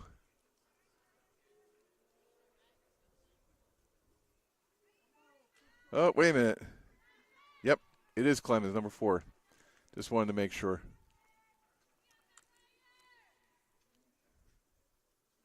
I think these are going to be the hardest 3 outs. Strike 3. Kubis goes down swinging. So that is 1 out. That's not my phone.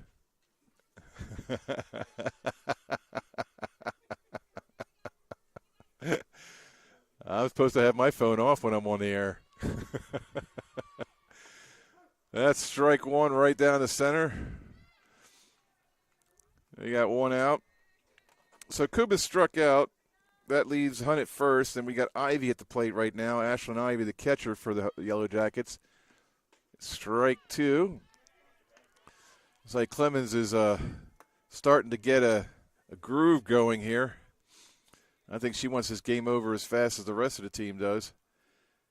All he needs is 2 more outs to close this game and not have to play the remaining 2 innings or 2.5 innings.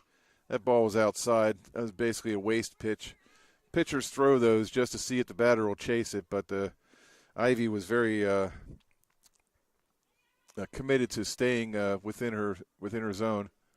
And that ball is popped up to the shortstop, who picks it up and gets it before it falls to the ground, throws over to first, but the runner got back in time. Hunt got back in time.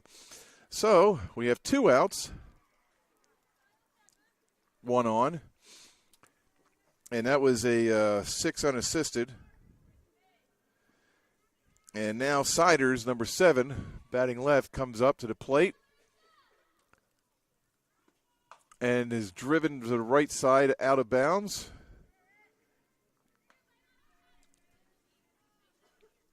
So that's 0-1. Boy, the shadows fall hard on here. The sun is behind a building, and all of a sudden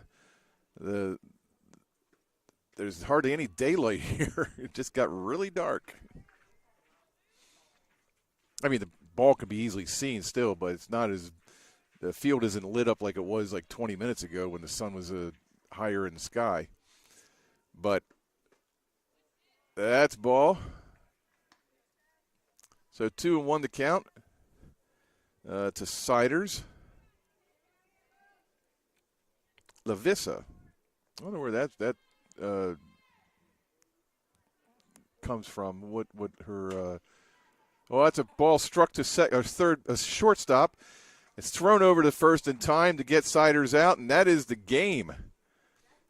That is the game, at least as far as I know, because from what they told me before, 10-run rule, yep, that's the game. All right. Well, that's the final score.